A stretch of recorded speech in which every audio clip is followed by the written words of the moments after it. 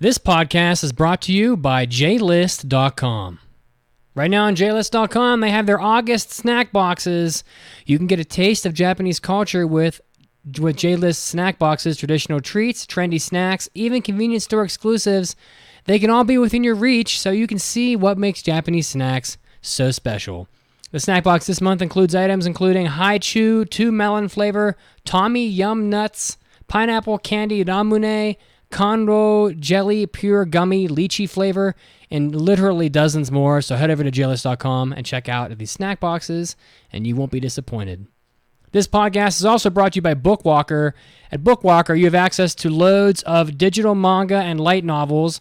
Download the app onto your mobile device and read your manga and light novels anywhere. You can also read free monthly mangas, get exclusive titles that are only available on Bookwalker, get exclusive digital bonuses such as wallpapers, interviews, short stories, and more. They also have a coin reward program so that every purchase will get you closer to getting a free book. They have their Japanese site at bookwalker.jp and English titles at global.bookwalker.jp. You can start up a new account and get $6 off your first purchase using our promo code AAAPod. That's AAAPod to get $6 off your first purchase. The account is free and there are no monthly fees, so sign up and start reading. And now it's time to start the podcast.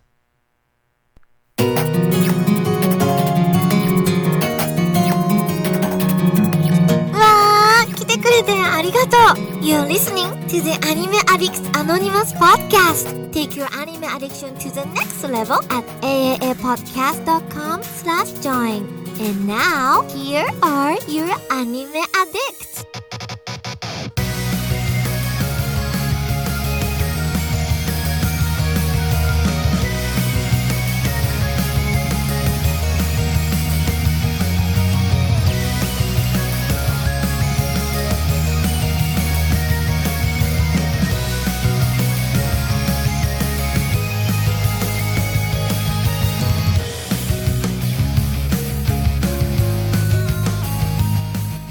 Welcome, everybody, to the 484th episode of the Anime Addicts Anonymous podcast, where our sole mission is dedicated to making your anime addiction worse. I'm your host, Mitsugi, and I am joined by some lovely people, some fellow anime addicts. We have the wonderful Mandy in Cincinnati, where I'm guessing it's still boiling hot. Mandy, how are you? Hi, I'm doing all right. It is not, I wouldn't say boiling hot. We're at 85. Hot, not boiling though. Not quite boiling. And we also have Mason, who is chilling up in the pool party land up in Connecticut. Yes, Pool indeed. party land. Pool party island of Connecticut, despite it being almost surrounded by other land. If you get our Hobby Addicts episodes, you can listen to Mason's dedication to that pool party life, because he discussed a pool party that he went to. Speaking of Hobby Addicts, you can get the Hobby Addicts, the hentai episodes, the after parties, up to 8 additional podcast episodes per month, which will inevitably help make sure that this podcast continues to run quite well over at AAAPodcast.com/join. You can help us out, and we will help you out by inundating you with more podcast episodes than you can possibly handle. So head over to AAAPodcast.com/join. We're also on Facebook.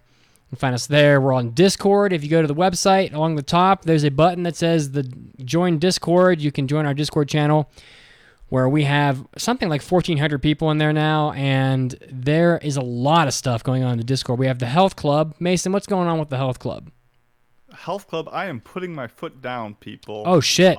In the show, all the ladies have finally showed up, and that means I'm making all the participants for this club show up. So if you want to join, I'm putting a deadline. This is your last week from the time that this is released to get on board. So do it. Quit making excuses. Very bad. Very bad news for those of you that haven't signed up yet. So get over to the Health Club. We also have Mandy's Manga Club, which is always exciting. I was actually on the Discord during the last Manga Club. I wasn't in the Manga Club. I was watching anime with somebody else. But it looked very very lively, I would say. So, Mandy, how's the Manga Club going? It's doing all right. Last week we did Battle Angel Alita, which was a lot of fun. We had a lot of opinions that went from it was pretty good to it was pretty damn good. So pretty overall, much. Yeah, overall pretty positive on Battle Angel Alita. Good, The next good. manga is Nausicaa, and that will take place on the 21st of August. I have a feeling that you're going to be getting more of the pretty damn good variety for Nausicaa. So We'll see. yeah, I hope so. you can enjoy Miyazaki's art. And of course, we have the Anime Club, which is Icy Rose's baby. They're going to be watching Chihaya Furu this Wednesday, Yes. which this podcast episode will come out on Wednesday night. So, yeah. But if you're listening live, you should you're come listening and live, yeah. watch the first 5 episodes. That's right. Come talk about why Taichi is best boy. Mm-hmm. That's right. Of course. You guys. Snowmaru is the best girl, though. That's fine. But Okay, Taichi's we can best. we can agree on that. I Anata's a guess. jerk. Before I'm we, excited to argue over waifus and husbandos. it's a very important subject of debate, I will say. It is. That's Yeah. Battle So- lines will be drawn.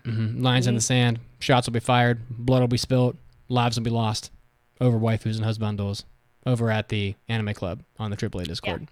So, before we get started in this literally jam-packed episode, I want to encourage everybody listening to tell a friend. Tell a friend about the podcast.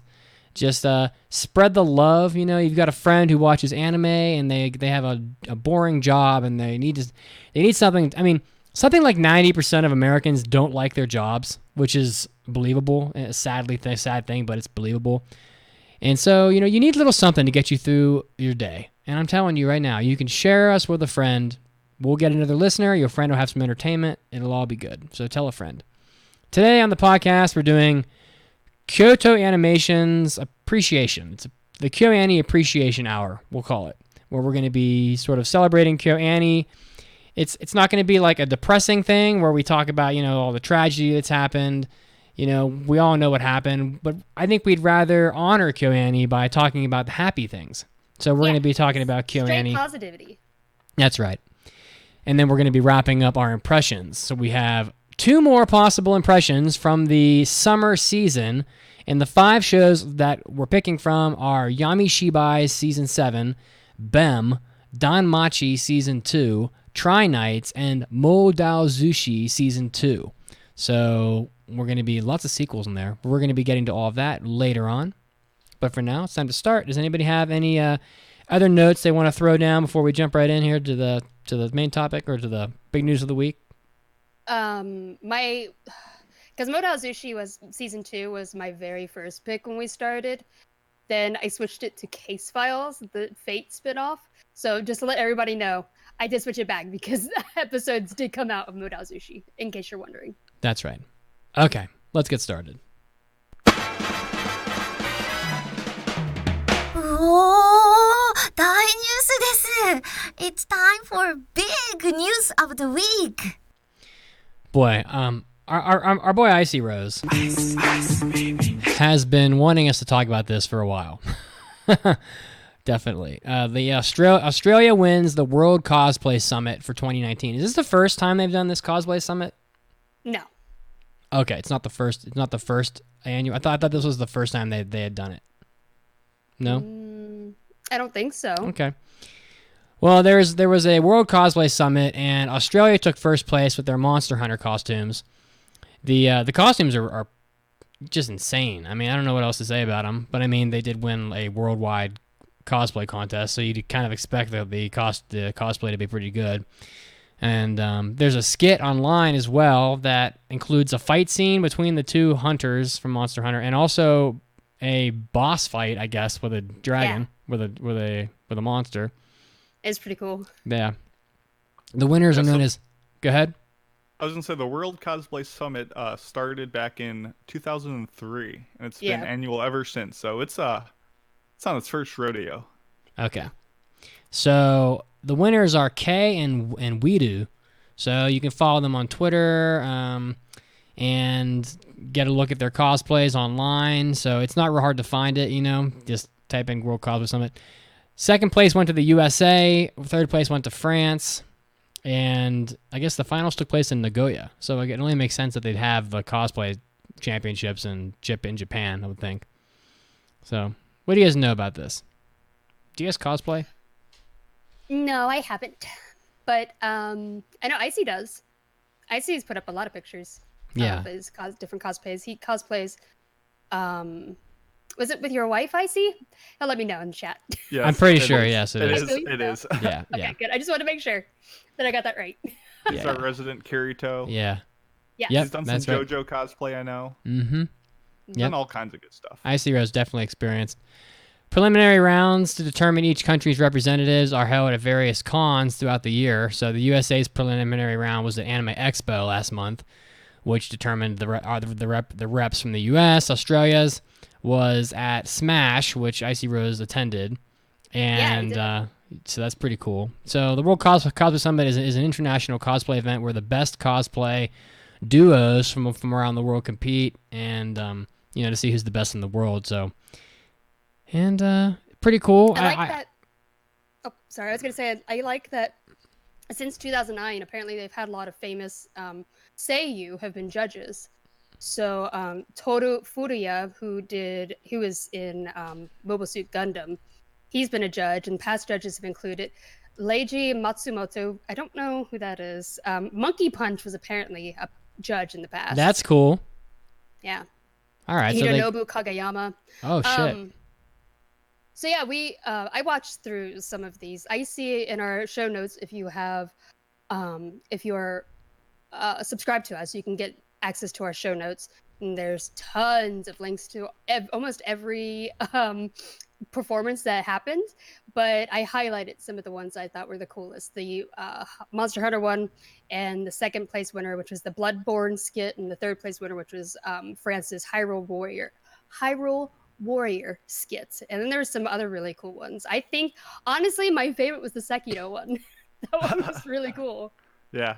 So Leiji Matsumoto is a mangaka. He did okay. I think he did what's one of the big space ones. He did Spaceship Battle Yamato, I believe. Okay. And some big ones like that. But there was 40 different nations that wow. competed in 2019. So this is that's crazy. A worldwide thing. Yeah. It's very deserving of the name. Mm-hmm. So interestingly enough, the United States I don't think has ever won this competition. This last year Australia won, and in prior years Mexico's won, China's won, Japan won once, Brazil's won, Italy, but USA's never won. So we got to step it up. USA's got to step up. Second place, that's something. Well, yeah, but I mean, it's no, first. Come on now. No, okay, I'm sorry. Second place is just first loser. I mean, USA we're talking about. We need to go for gold. Icy, get on that. Yeah, we gotta. But yeah, if you watch these skits, wait, no, really... he'll win for not us. No. Icy Rose from New Zealand, so. Yeah. Yeah. Well, we have no hope then. Icy. There's no hope for us then. We're never gonna win, apparently. But the skits are really well done. You should definitely check them out. There's lots of different effects that they do for them. These people put in a ton of work into their costumes. Yeah. They're really detailed. It's really, I watched through a bunch of these videos and they're really cool. I just don't think it's very likely that if you were to say, oh, which country do you think wins the World Cosplay Summit most frequently out of any country in the world, you would probably guess Japan, and then you'd guess USA. Probably. Those would be the top two. Well, you'd be wrong, because Italy and Brazil, no, this isn't soccer, Italy and Brazil have won more than any other country, followed by Japan and Mexico and France. So it's just goes to show you, Germany. cosplay, Germany has never won. No, but Germany did Nashika. Did you look at that video? Oh, I didn't, but maybe I should. They did that one this year. They won winner of Brother Best Costume Award. I'm not sure what that one is, but I'm sure Icy could definitely tell you if you're interested. All right, well that's pretty fun stuff. Yeah, it's really cool. Yeah, I like to see people all over the world sort of getting involved and having fun with their various passions, and cosplay is a worldwide thing. Looks like so. Definitely got to get hyped about that. I have done a couple cosplays in my day, but nothing very impressive. So when is the AAAPodcast gonna compete in the World Summit? Well, we have to do a skit together, all of us. Well, What if we cosplayed ourselves? And what anime would we cosplay? No, we would cosplay each other as ourselves. Yeah, I'll be Mitz. I'll put on a bald cap and put on like a giant muscle suit. That's right. And That'd be great. And Mitz can cosplay me. Exactly. Yeah. And Enzo and I are the same person, so that's an easy swap. And then we just go up on stage and just be our stupid selves. I love it. All right. Well, as That's we the often kind of cosplay I can get behind. we're going to be doing some Does Mitsuki's Mom Know? So let's jump right into our favorite and our only game that we play on this podcast. Let's get started. And meanwhile, you guys can grab the our player that's waiting in the DMMK waiting room.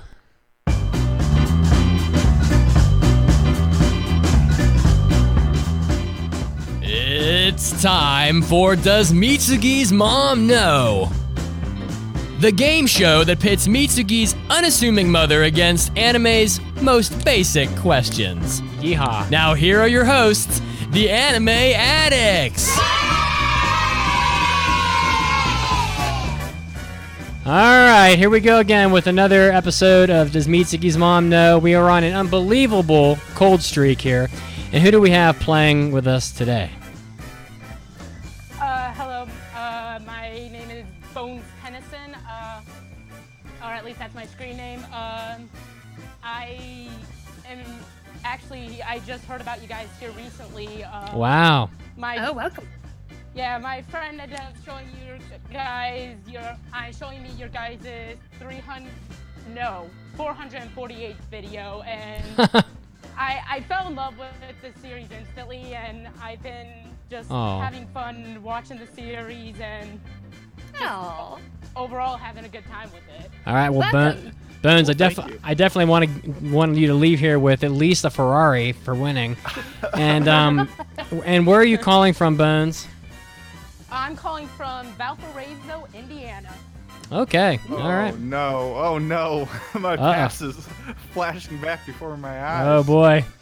All right, Bones. Well, since you're new, I'm gonna explain the rules. The rules are that my mother, she knows, because of me and my childhood, she knows a fair amount about anime, but she doesn't know a lot.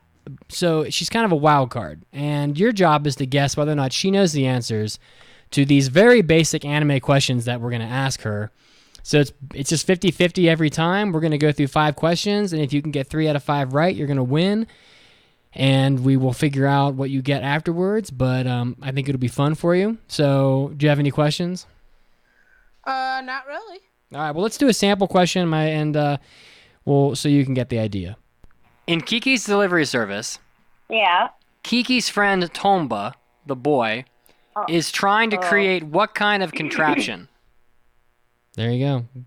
Those of you I do not think she will know that one. Those of us that have seen the movie know that it's like a flying machine made out of a bicycle. Kind of cool. Let's see if she knows the answer. In Kiki's delivery service, Kiki's friend Tomba, the boy, is trying to create what kind of contraption? Some kind of a portable mailbag. A portable mailbag? All right. Well, Bones, that will be correct, but unfortunately it doesn't count because that was a sample. But now we're going to start the real game, so I think you get the idea. So I wish you luck. I hope you win. Thank you very much. We need to redeem all the people who have lost before you in crushing defeats. Defeats. And then brag. Yeah, that's right. Well, personally, and this is for people who want to do this in the future, I already have a slight idea of what I'm getting into, and what I'm mainly going to be looking for actually is sound cues. Oh, from his grandma, and actually listening to the questions themselves. Okay, sound cues. For example, with the last one, she was like, "Oh," so that kind of let me know she wasn't sure whether she knew it or not. All right, well, we'll see if that works for you. All right, you ready to start? Yes. I am. Pikachu, the Pokemon, is based after what real-life animal? Whoops, wrong drop. There we go. You're not correct yet. I think she will know it. Okay. So Bones is putting all the faith in my mother and saying that she knows the answer to this question. Is that right? Sounds like it. All right, let's find out if she knows the answer. We all know Pikachu's a mouse. Let's see if my mother knows it. Pikachu, the Pokemon, is based after what real-life animal? Pikachu must be Fox. Oh, so close. He's a mouse. Oh. Ah. Oh man, Bones. That was close. That was All right. close. I still have faith. I would have agreed with you on that one, so I would have been wrong too. I have faith in you, Bones, because you're taking like an intellectual strategy to this. So I think you've got this. Are you ready for the next question? Yes, I am. Monster is an anime about a man who has what profession at the start of the show?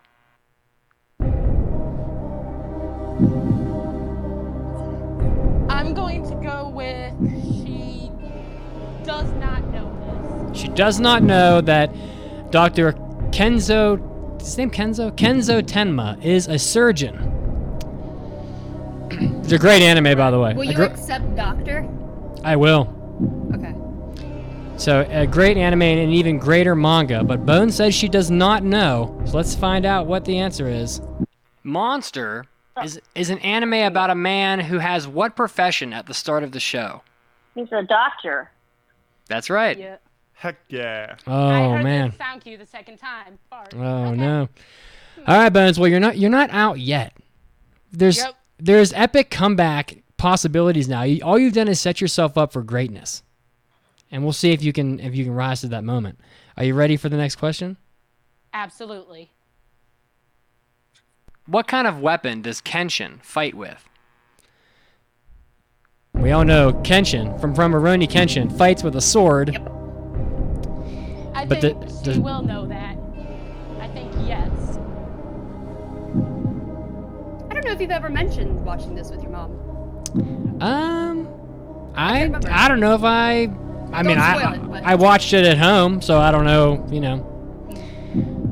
This was like I a. think if you asked any person, what does insert name of Japanese protagonist fight with? Sword's a pretty darn good guess. So. Yeah, Right. sword's Yeah, I a pretty mean- good guess. Right. Most characters use a sword, and that's kind of what I'm going off of. All right, am I locking you in? It's a sword. Yes. She says my mind, I'm gonna laugh my ass off. What kind of weapon does Kenshin fight with? I can visualize it, but I can't think of the name of it. It's Well, describe the shape for me. it's a long spear-like. No, wait. The star, the Japanese flying star. What the hell is a She's Japanese thinking of- flying star? A ninja. Throwing star, I think, is what she was thinking of. Oh, A shuriken. Goodness. oh my Yes. goodness. My mother is more savage than a Las Vegas blackjack dealer. The last three participants, not one has earned Not a single one, point off not her. one correct answer of my mother. She's pitching a perfect game, but Bones, you have lost the game, and I am sorry. But I will give you an opportunity for a redemption for no prize by doing the next Okay. question. Would you like to do the next question? Sure. You'll probably get this one right now that you've lost. Are you ready? Here we go. Right. No, that's my luck anyway, so why not? No I'm worries. ready. What color is Sailor Moon's hair? I think she knows this one. Yeah, so do I. I think she'd know it because that's a pretty popular anime too, so. Just a bit. But there's so many different sailors that she could That's be true. That is misthinking. very true. I think she'll know it though. All right, let's find out. What color is Sailor Moon's hair? Blue. No, wait. No. You want to Oh, try? wait. You want to try again? I can't guess again. I'll ask you again. What color is Sailor Moon's hair? Pink. Nope. Sorry. Goodness. That was a wild ride. It went down and up and down and up, and you never know what you're gonna I get. love it. It's great. Okay, well, Bones, you know what? You made our podcast more fun today, and for that, you are Yeah. already a winner. So I do appreciate you very much. So thank you. And thank you No for problem. listening. Thank you very No much for problem. listening. All right. Thank you guys for creating the podcast. It's a really fun thing to have. Thank you. Oh, All right. thank you so much. Have a good one. Thank you. Have a good You one. too. Bye. Thank you. Bye. Mandy Mandy and Mason, Yes. we have one more question left. I'm going to play it Oh, for no. you. We like to go through all the questions here just for fun, for people at home. Okay. Of course. Here Of we go. course. Here we I'm go. ready. All right, here we go. Chobates Yeah? is a Clamp anime done by a group called Clamp. Can you name one other Clamp property? No. I'm gonna say no. Yeah, I was gonna say no too. I was saying it first because I lost last So I week. have to say yes. No, we can both take no on Because this the only one. one I other think one we're I pretty can think confident. of that she would know is maybe X, but I don't think that you probably would have mentioned that it's Clamp. So Yeah, she there's no way. yeah, there's really no Chobits way. is a Clamp anime done by a group called Clamp. Can you name one other Clamp property?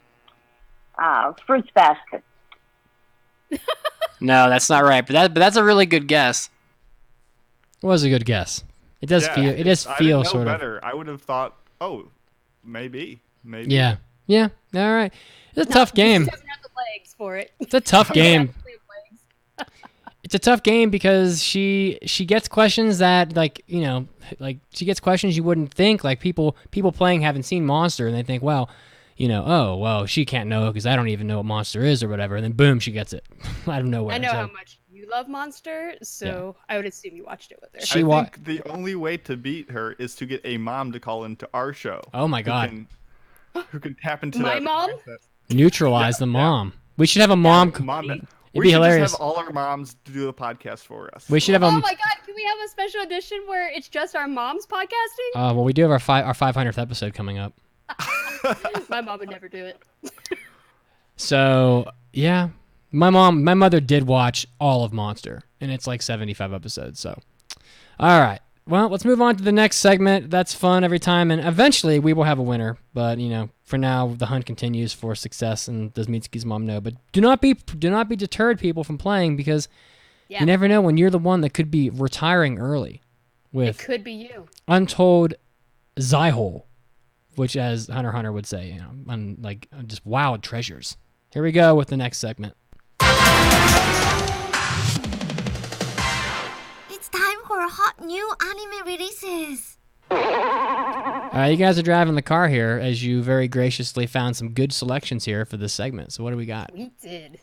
There were so many releases that have come out over the past week or so. So we only decided to select some top tier ones to present to you guys today. But if you're, in the know, you're in the group, you get access to this doc, which has a whole cavalcade of announcements. Oh, listed. shit.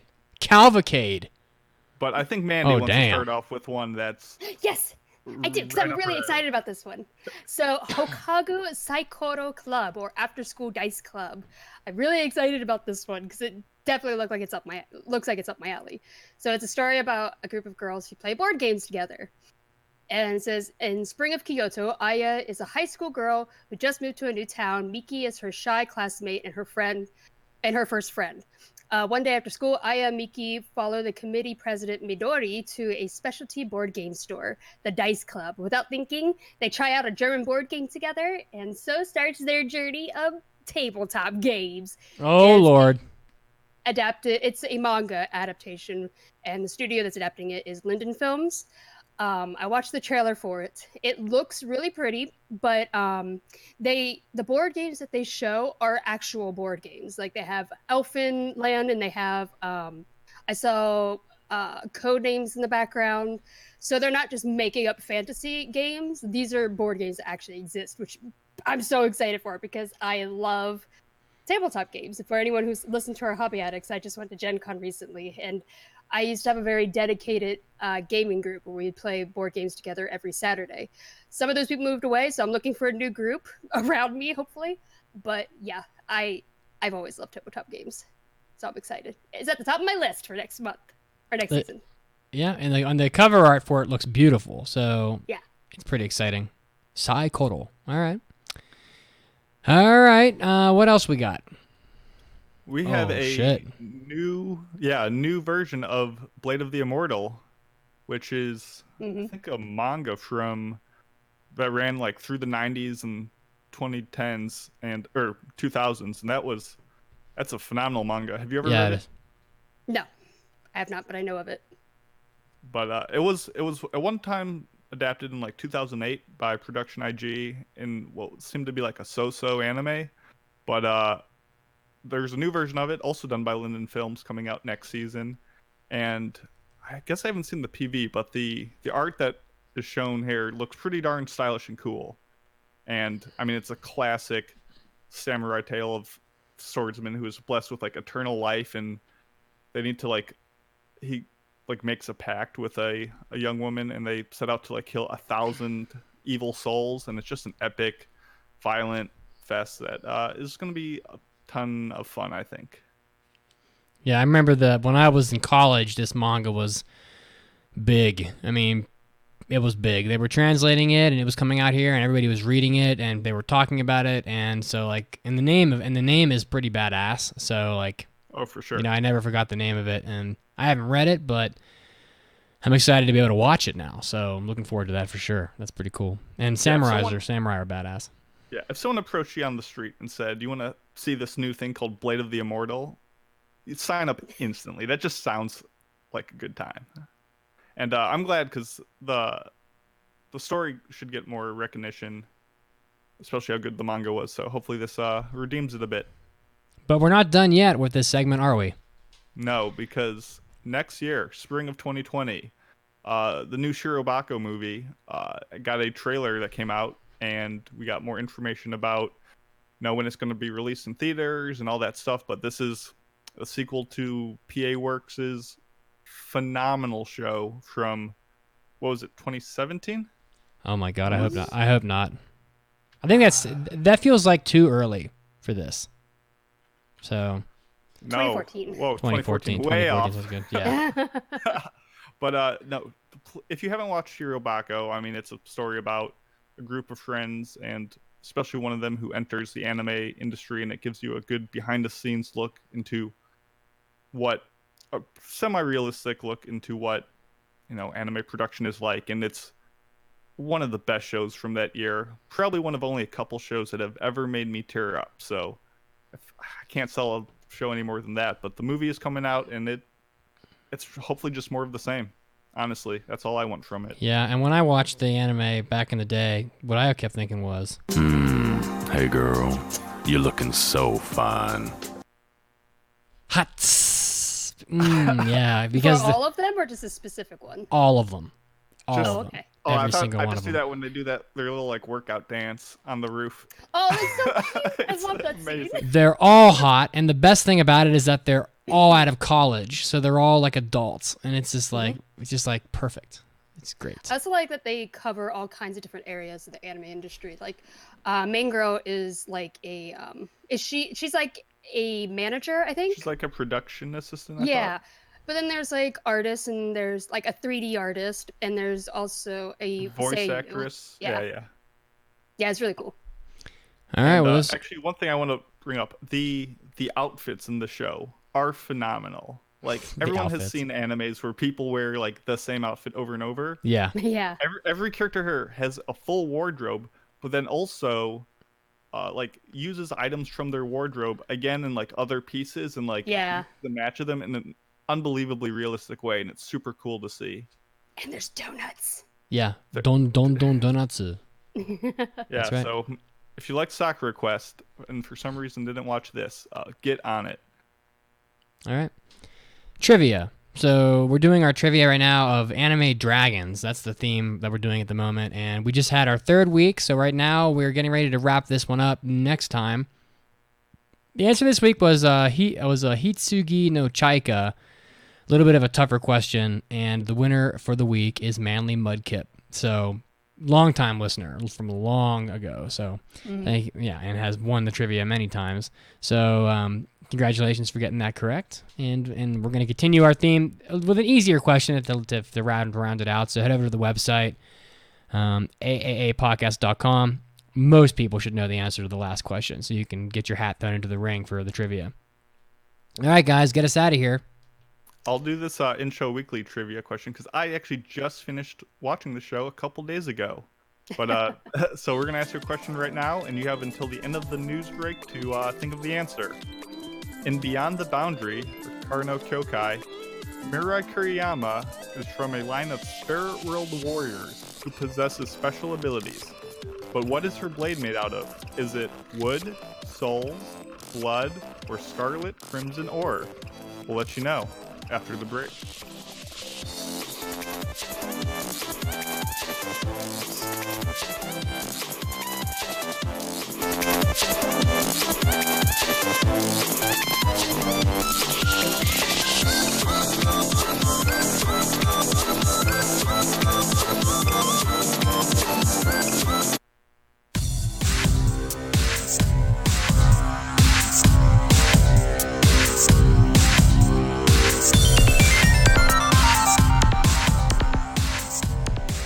Hey everybody, Mitsuki's here, and I'm bringing you just what you're looking for. That's it, it's time for your anime news break.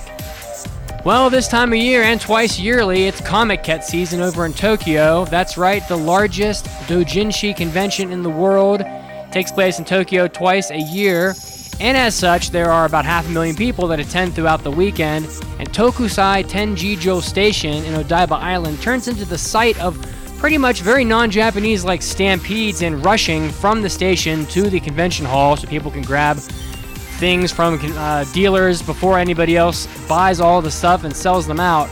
And this year, people are taking some pretty humorous stances towards the stampedes, with one man dressing in a matador costume with a flag that has an anime character on it, waving people through the doors as he sort of, toros them through the stampede. Pretty funny stuff. If you want to check this out, it's all over Twitter. People also dressing up as Cells at Work platelets with their flags to help direct traffic and things like that. So, Comic-Con happens twice a year, and it's quite a spectacle. If you ever have a chance to go to Japan and experience it, I recommend you do so.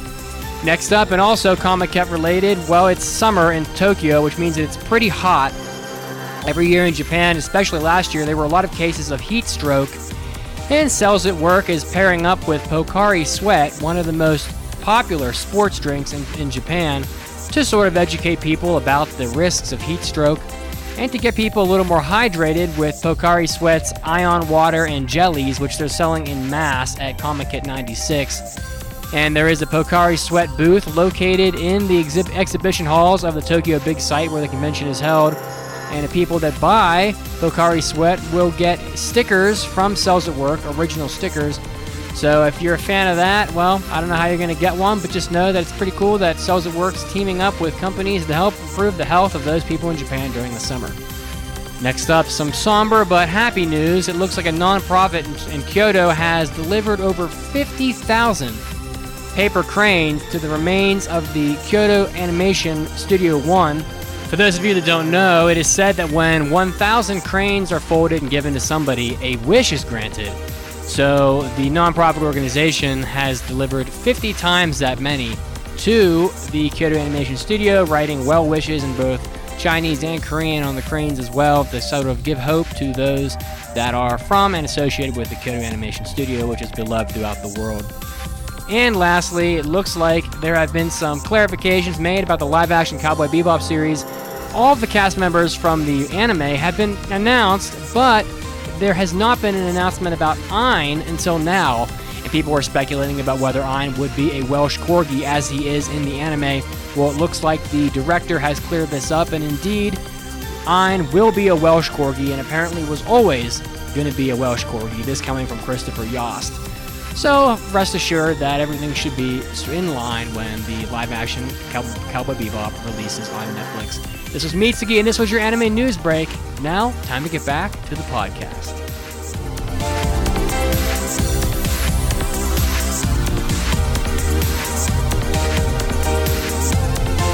Hey addicts, podcasting is hard. It takes a lot of work, dedication, time, and money to keep the show running the way we want for all of you wacky anime addicts out there. But even more than all this, it helps to have support from you, the listeners, so we feel the love, but also so we can keep the lights on. If you've been enjoying the podcast and want to support the show, you can head over to AAAPodcast.com/join or Patreon to throw us a couple of dollars.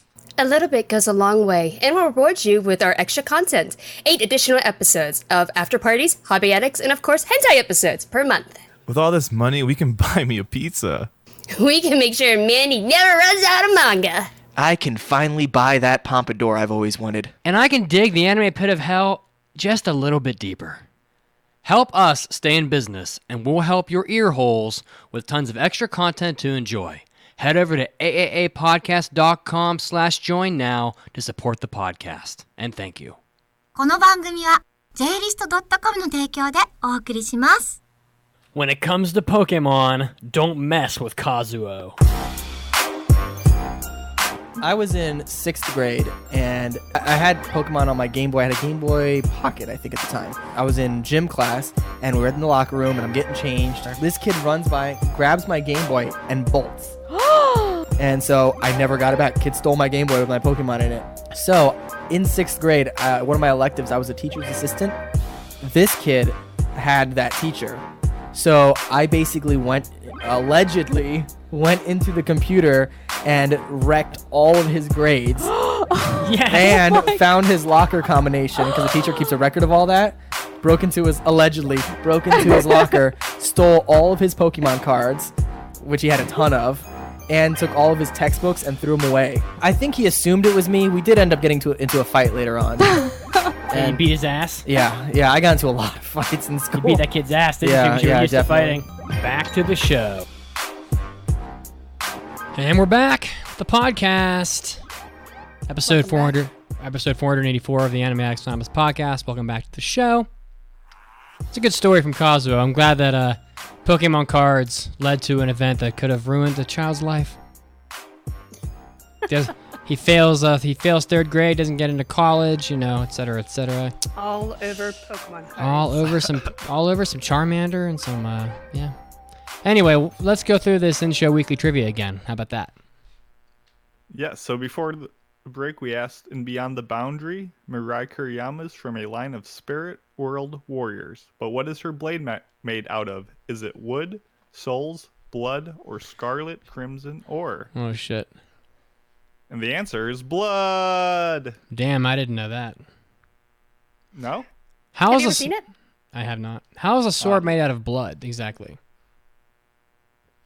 She it's essentially has like a cut in her hand, and as it drips out, it solidifies into a stabby device, and it's pretty darn cool. Yeah. Okay. Yeah, it's pretty cool. All right. Well, now it's time for Mandy's Manga Minute, which has become a very popular segment. Yeah, I have a cat as well, so you might hear Oh, great. her. Fantastic. All right. I have a cat as well, too. He is literally just laid out all over my bed. He's not coming. Mine is drooling on me, so. Interesting. All right, let's get right to it. Mandy's Manga Minute. And now, let's take a minute for the manga. High schooler Akiko has big plans to become a popular mangaka before she even graduates. Oh my gosh, I'm so sorry. My cat leapt out of my hand. Anyways, but she needs to get much better at drawing if she ever wants to reach her goal. Looking for an easy fix, she signs up for an art class thinking all her problems will soon be solved. She's in for a surprise, however. Her new instructor is a bamboo sword-wielding taskmaster who doesn't care about manga one bit. Maybe this unconventional art teacher is just what she needs to realize her dreams. So Blank Canvas is an autobiographical manga written and illustrated by Akiko Higashimura, who is also the author of Princess Jellyfish and Tokyo's How to Name a Girls. The series started publishing in 2012 for Japan and is 5 volumes long. There's currently only 1 volume available in English, but the second will be releasing fairly soon. I love reading up on the backgrounds and experiences of famous mangakas and the different things that they have experienced. In Blank Canvas, Akiko starts her story when she's in high school and continues up until she publishes her first book. And it's really interesting to see how she gains the skills that she has today and with her eccentric art teacher, applying for colleges, and what her attitude was like back then. Akiko will also periodically comment on her own arrogant behaviors when she was younger. So if you're interested in the history of a famous mangaka, sprinkled with a little self-deprecating humor, then definitely check this out. If you have also attended an art school at any point in your life, I also highly recommend it because there are a lot of moments that I feel like we could all relate to. But also, if you think this book sounds very interesting, you can get it on Bookwalker. And also, if you use our promo code AAPod, you have to start up a brand new account.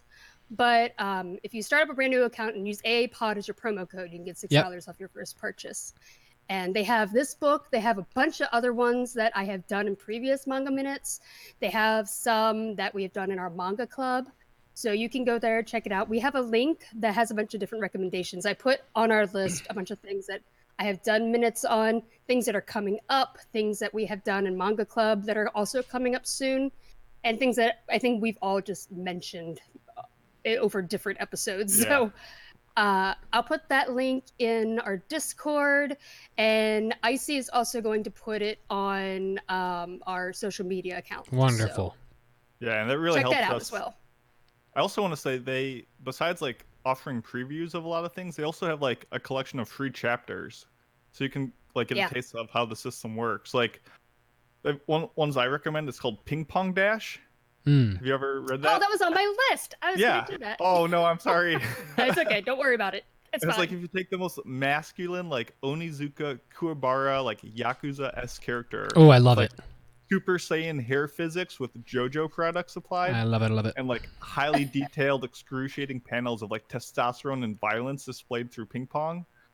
It's pretty cool and stylish. I love me some Yakuza boys. I love it. Yeah, get on it then. Ping Pong Dash. You can read the first chapter for free. So go make an account and check it out. Now we also do have Vinland Saga. Just saying. and we do have a page on Bookwalker, but I don't know how do people get to our page and have all the recommendations on it. I just mentioned that. I said I was gonna link it. But the link, and I see it in our social media. But do you want to say the link? I mean, it's not an easy link, unfortunately, but it's not hard though. It's not that hard. I mean, if you really want me to say, it's global.bookwalker.jp/select/38. But you can also check out our social media and our Discord. There are links there. Couldn't we have gotten like a book, like a global.bookwalker.jp/AAAPod, maybe? No. Interesting. No. That wasn't an option. Sorry. Interesting. All right, that sounds good. So and by the way, you guys, like $6 off a manga, like practically gets you that manga for just a couple dollars. You know, so. It depends on the book, but yeah. Well, yeah, but like the average manga is like $10, so you know you can try out this manga that you just recommended for just a couple dollars. So if it jumps out to you and sounds good, check it out. And, they also have like more than just manga. They have like art books and light novels. So like if you want to read some like Tomihiko Morimi from like the guy who did Eccentric Family and Tatami, they have like Night is Short and Penguin Highway on there. So you got all kinds of stuff. So don't be like, oh, I don't like manga. Doesn't apply to me. They got stuff for everyone. Their website also has a list of manga that you can read for free monthly. So I think every month it changes, but yeah, it's pretty cool. If this next segment is going to become a regular thing, we're going to have to make a drop for it. So yeah, we can. I agree. So it's time for Mason's weekly waifu/waifu wars. So why don't we hop to it? I have no drop, but we'll get one made, I guess. Yeah, the waifu wars I think will come into play once we start getting into shows with plenty to choose from. But yeah, so warm welcomes to the weekly waifu wars. This is a show where the points are made up and the dimensions don't matter. Here in August, the theme of the month is still Raven Hair Maidens. So I see. It's where we talk about the best characters with the jet black hair. This week's waifu is near and dear to my heart, as not only is she from my favorite anime of all time, but to my best estimation is literally what I would be like if I were a female. So this is the legendary raven-haired maiden herself. Complete with the umbrella. Exactly. From the Tatami Galaxy, Akashi. So you might not want to be reminded of this, but the upcoming school year is mere weeks away. Even less if you're starting up college and going through freshman orientation, which is why I'm choosing to talk about this now. So if you are about to or are in college, I'm making it a requirement that you watch this show, which is why I'm giving you a few weeks to do it so you can digest it. So, of course, watching this at any point in your life will be worthwhile, but the lessons it teaches you about choice, their outcome, the fulfillment of life, and the expectations you might have for it, especially now that you're old enough to have true agency on your opinions, all through like the stylish art style, blistering fast dialogue, endless realms of squishy cake, and colorful characters makes the Tatami Galaxy a must-watch. I like how... Oh, go ahead. No, go ahead. I was just saying, I like how when Mason recommends an anime, it's like, I have a history of being like, oh, you got to watch Crusty the Stars, you have to watch 12 Kingdoms. And, but like when I do it, I'm very like, this is a great anime, you should watch it. Mason's like, this is a damn requirement. Get your ass out there, watch some friggin' Tatami Galaxy. Do it. You have a 2-week deadline. Exactly. You got college coming up. You got to let this sink in. But speaking of the colorful characters, which is where this show shines, I can't even talk, talks about Akashi, which is the waifu. So she is clearly living her own independent life. She's not some female that exists to be around the main character, whose success and self-worth is reliant on anyone else. She exists within the same world, and as such, she only appears when it would make sense, which breathes a sense of believability where other shows falter. By not being like overly pushed as like the romantic pursuit, but still bolstering the story beats, she serves an important role in being a compass of consistency in the moments where, if you've seen the show, the other characters and events are at their most turbulent and zany. But to go into why she reigns supreme amongst all the fantastic females that this writer pens, is to go into why I connect with her so much. So at risk of sounding a little narcissistic, this character is my being manifested into waifu form. Like on her surface, her aesthetic is exactly what I would wear.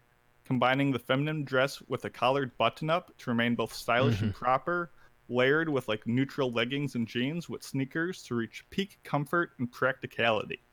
Look, when it comes to fan service, I tend to think that most characters tend to cover up their personality by uncovering themselves. Get those flashy sacks out of my face and give me a character who has some intellectual value. She attends parties and social functions, but mainly as an excuse to get some tasty food or ramen. That's what I'm all about. Did you say flashy sacks? Flashy fat sacks. What are we talking about? The opie? Talking about my tits. Talking about the boobs. Give me some of them tiggle bitties. You don't. Yeah, you're not. But isn't the tiggle? So you're.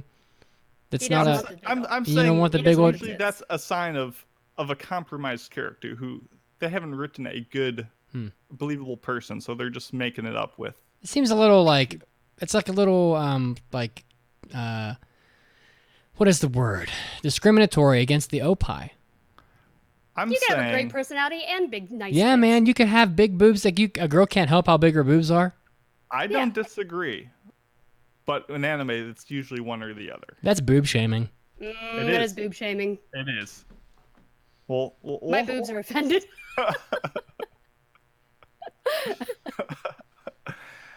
Anyway, Akashi, she's well-read, she's athletic, she's passionate, she's an engineer who works in aerospace. That is me. She's super calculating, she's super rational, and she deeply values her promises. She's helpful, she's friendly, and she's accepting to those close to her, but she can come off as cool to many, so she's got that like Ice Queen effect going on. And doesn't have time for frivolous flings of romance. And this is all juxtaposed. You ready for it, mates? Are you ready? I'm ready. I'm waiting. With her moe factor. She's got the deep-seated fear of moths and induces adorable reactions. And she's got this fondness of these little squishy figures that provides a glimpse of interest into like the weird things she likes. It's just like anime. She's just like me. She doesn't look very moe to me. Oh, she isn't drawn moe, but she's got the little quirks that just makes her adorable.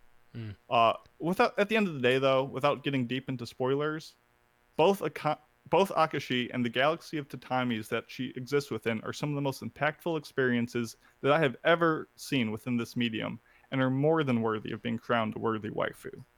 And that's why she's the best. All right, Waifu Wars, baby. 2019, get at it. But my wife who can kick her ass, so. No, So, we're second starting one. off. We're starting off easy. Once we start getting into the shows with multiple options, I'm expecting there to be some arguments. So stay tuned. Stay tuned. We're building. We're laying the groundwork here. That's what this first month is about. I mean, now she goes my waifu, so. All right, let's get to the main topic here. KyoAni is came upon some hard times lately. We're not going to go into it really. Everybody knows. We all know what's going on with it. But KyoAni, it's not like they're gone or anything like that. We're just going to celebrate what KyoAni has done in the past, so we can look forward to what they've done in the future. How about that? Mm-hmm. And why don't we start off by sharing some of our first memories with KyoAni, because the studio's been around for a while, so that goes back to probably all of our teenage years or earlier even. So yeah, what do you guys got? What are your first memories of KyoAni? I thought Mason was gonna go, so I was quiet. Sorry. Sorry, So- I was getting a big drink of water after that. Oh, okay. Sorry. There's just a long pause. I'm like, this is awkward. Yeah, so my very first KyoAni show, but at the time I didn't know anything about KyoAni. It was and it was another one of those anime that we watched while playing Magic the Gathering. There's a lot of those if I passed. Because we would get together every Saturday and play games and put anime on the background. My very first one was Fumofu, Full Metal Panic. And at the time, I didn't know who KyoAni was at all. I didn't even really pay attention to studios at all back then. And so it was just a comedy that we put on the background, and we would laugh to while playing Magic the Gathering. So that was my first experience. And then the first one that I watched knowing that it was KyoAni was Free. So there was a lot that a giant gap between those, but yeah, that was my first experience. I rolled through the Key Visual Arts anime back in the day, and those are my earliest ones. I think Air probably is my earliest one, because, and I mean, I don't know, it's like my first interaction with KyoAni was like so sad, like Air, Clannad, Kanon, all these shows, they're like really depressing. There's always something like really terrible happening to some girl in these anime, but the anime are, even back then I remarked how like beautiful those shows look. So I think this is something that KyoAni has sort of carried since its inception, and that being like really high quality visuals, and then of course it's like Full Metal Panic after that for me. But I just and I think those were like my right around college time for me, which would have been, should I date myself? Let's see, probably about 15 years ago when I started in college. So, oh my. Yeah. So it's been around, and you know what? I'm always surprised by how many KyoAni shows I've seen. As I go through the list, I've seen most of them, but those Air and Kanon and Clannad are the earliest for me. So. Yeah, like Mitsugi, I also saw my first Kyoto Animation work in college, which was Haruhi, but I didn't know it was Kyoto Ani. Like I think there's a couple. I watched Clannad and then Fumofu before I really got into the studio game. So the first one that I watched with the knowledge of like the studio behind it was K-On! So that's a good one to go in with that concept of. K-On's fun and made that studio a ton of money. Oh, just tons of money. So definitely. So what would you guys say that like KyoAni means to you overall? Like, what does it mean to your anime, or to you personally?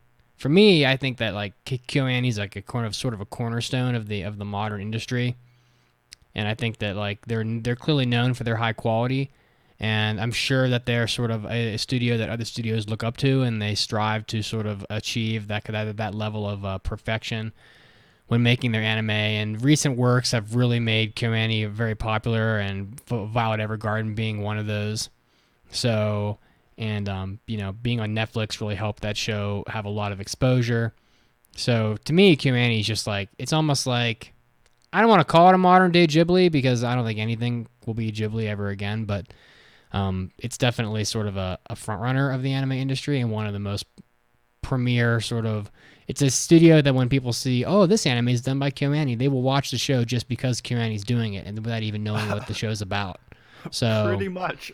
I mean, that's me. So like, they're super consistent, and even though a lot of their shows I wouldn't give like a strong recommendation to unless I really know the person, I always find myself incredibly excited when they announce a new series or work, because I know I will be treated to some of the most consistent animation, incredible attention to detail, characters that just like ooze charm and memorability, and most importantly, like all their works contain this indescribable presence of heart and love that's poured into it that you don't get with any other studio.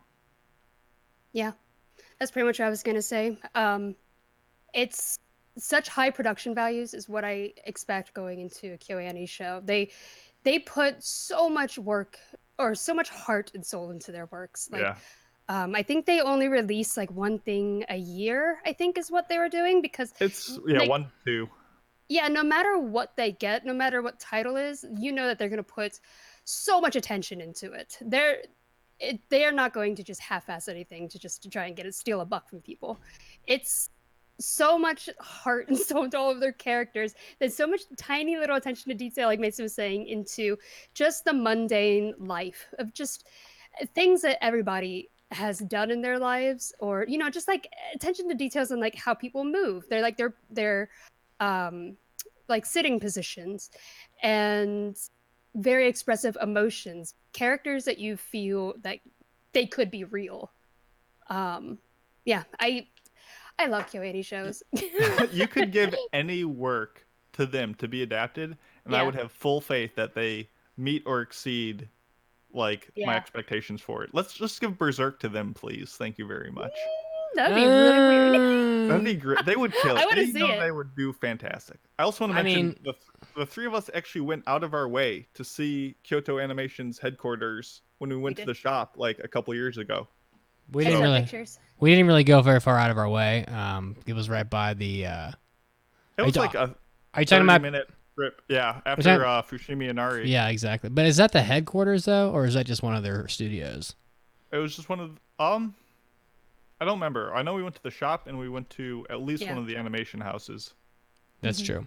So, yeah, for those of you that might try to go on our next Japan trip, we we do some pretty cool stuff. So keep that in mind.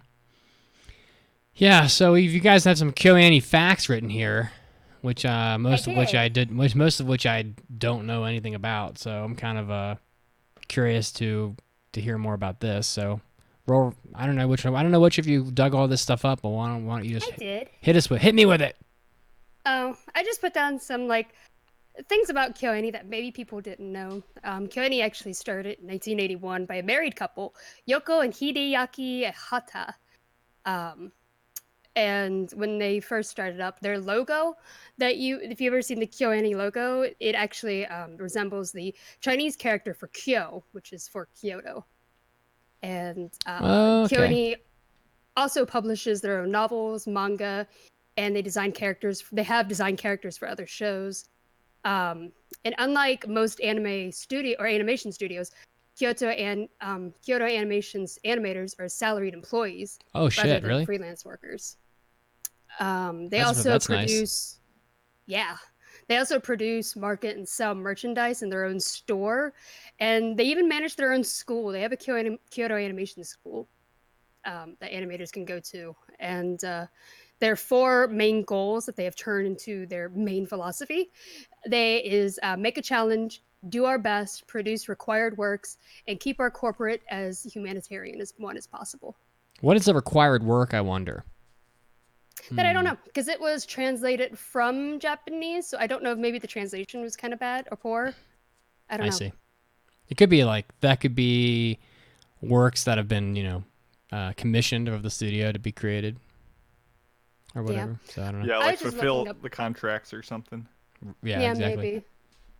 Yeah, I was just looking through a bunch of stuff on KyoAni just to see what I could find. I thought that was pretty cool. I like that they have such a strong focus on their employees. I think KyoAni's probably done a lot more stuff than most people realize. I think that as I look at the list of shows here that they've done, it's pretty extensive. And there's some pretty big, especially like from years past, there's some pretty big hard-hitting anime here, including Lucky Star, which a lot of people have watched, K-On!, which was a huge hit, Free, Nichijou, and I mean, there's just so many. Recently, A Silent Voice, Violet Evergarden, Hibike Euphonium, Liz and the Bluebird, which came out not that long ago, actually. Yeah, that was 2018. The great movie, yeah. Like, there's so many more. The second season of Full Metal Panic, which is a really good season, and Miss Kobayashi's Maid Dragon, Hyoka, Nichijou. I feel like most of these shows are at least recognizable, and you know that might be because of the quality of the visuals and just the general quality of the work that's behind it. You know, a lot because like people that watch anime, they're very visual people. I feel like a lot of the time, and when they flip something on, like King's Game or something like that, and it just looks terrible. It's not very appetizing to the eyes to watch, and especially when things don't move well. And so a lot of those shows get like sort of forgotten and people don't watch them. But stuff like K-On! or Haruhi Suzumiya, they get remembered if for nothing else. They're just incredible visuals. And when I think of Haruhi Suzumiya, I think of like that scene where they're putting on the rock concert. Yeah, the music performance. And it's just like unbelievably how good that whole scene looks. And it's just another scene in another like full length anime series. It's not like it's a movie. You know what KyoAni does so well are dance scenes.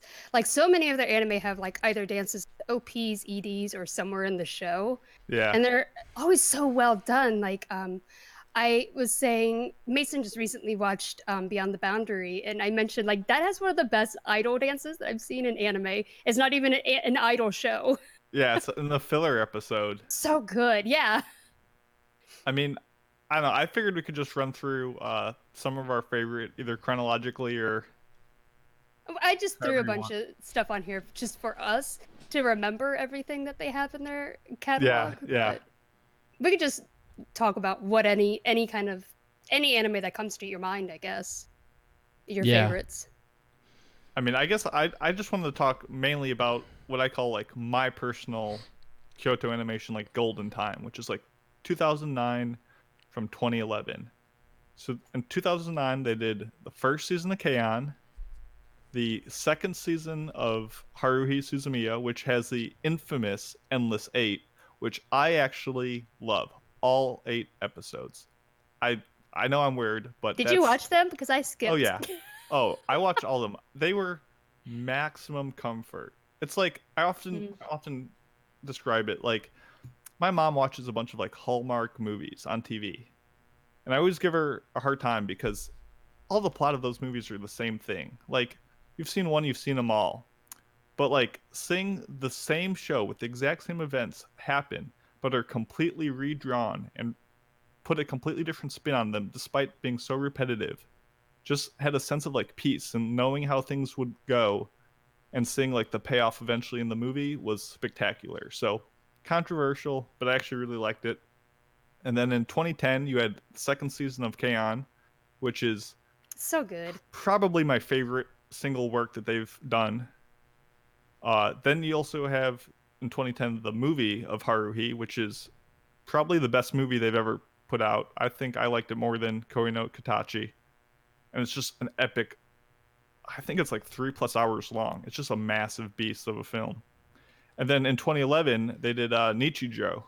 Yeah, it's a fun show. Between K-On!, Haruhi, and Nichijou, those are probably like some of my 3 favorite that the studio has done, and they just knocked them all out. And all of them share crazy good animation, both in how things look still frame wise and just how characters move. Band performances. I mean, it's just the total package across 3 shows that are pretty wildly different in like the themes and tones, but they can nail all of them. Yeah. Some of my favorite, I think my favorite is actually Hyoka. I love the characters in Hyoka, and that one is about just a bunch of high school kids who solve like tiny mysteries. They're not like solving, like murder mysteries. They're just solving little mysteries around their school.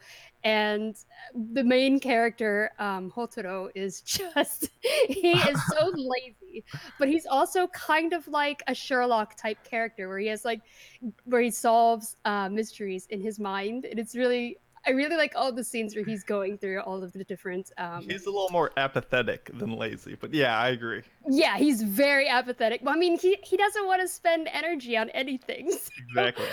Another character, Chitanda, who is the anti-Hotaro. She is so curious about everything, and that's like her little catchphrase. She just needs to solve every mystery. She's basically me, super hyperactive, and so she's always trying to get him to solve mysteries for her, and of course, then he has to spend his energy doing so. But I love those characters.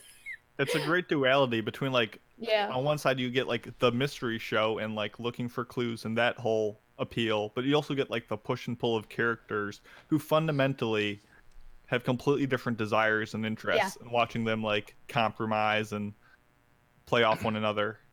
And I love all of these just tiny things in KyoAni that you see like in the background, and just the way people move, or just tiny little actions that they do. It's such great attention to detail. Like in Hotoro, I love the scene where because he's so lazy, he doesn't want to do anything. He basically just wants to sleep.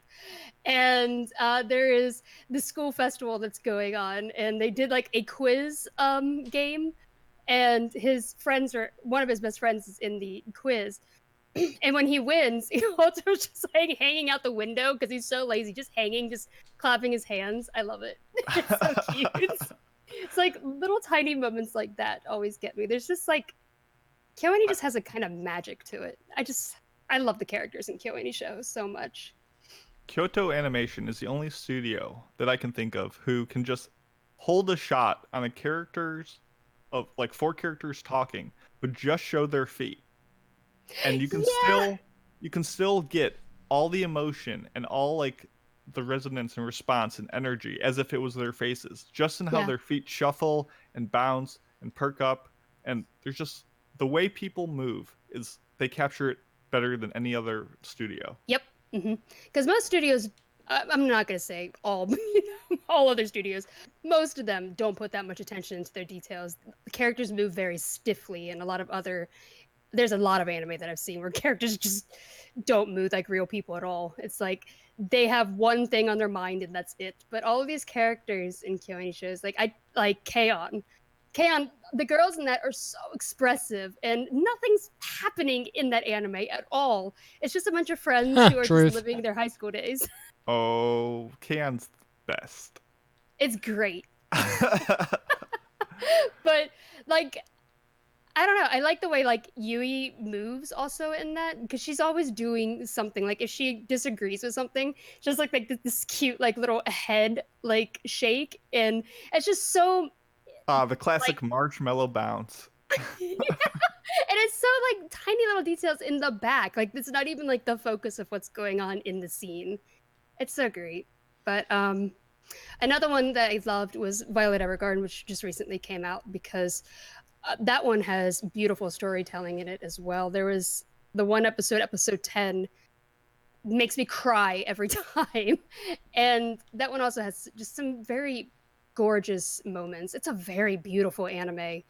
I'm pretty sure everyone has seen the scene of Violet leaping, like trying to walk on water. That one is just the tension into the water is just so beautiful. Yeah, it's not just their animation, but their like CG and their compositing. Like it all comes together really well. Yeah. Like Mandy mentioned Hoka earlier. That show looks far better than it had to. There's no reason they had to go through such lengths, but they did because they cared, and it shows, and it just added so much enrichment to the show. Well, they're professionals, you know. Yeah, but they could have easily done less. They could have easily told the same story with one character talking and all the rest of them just static images. And then they close their mouth flap and the next one starts.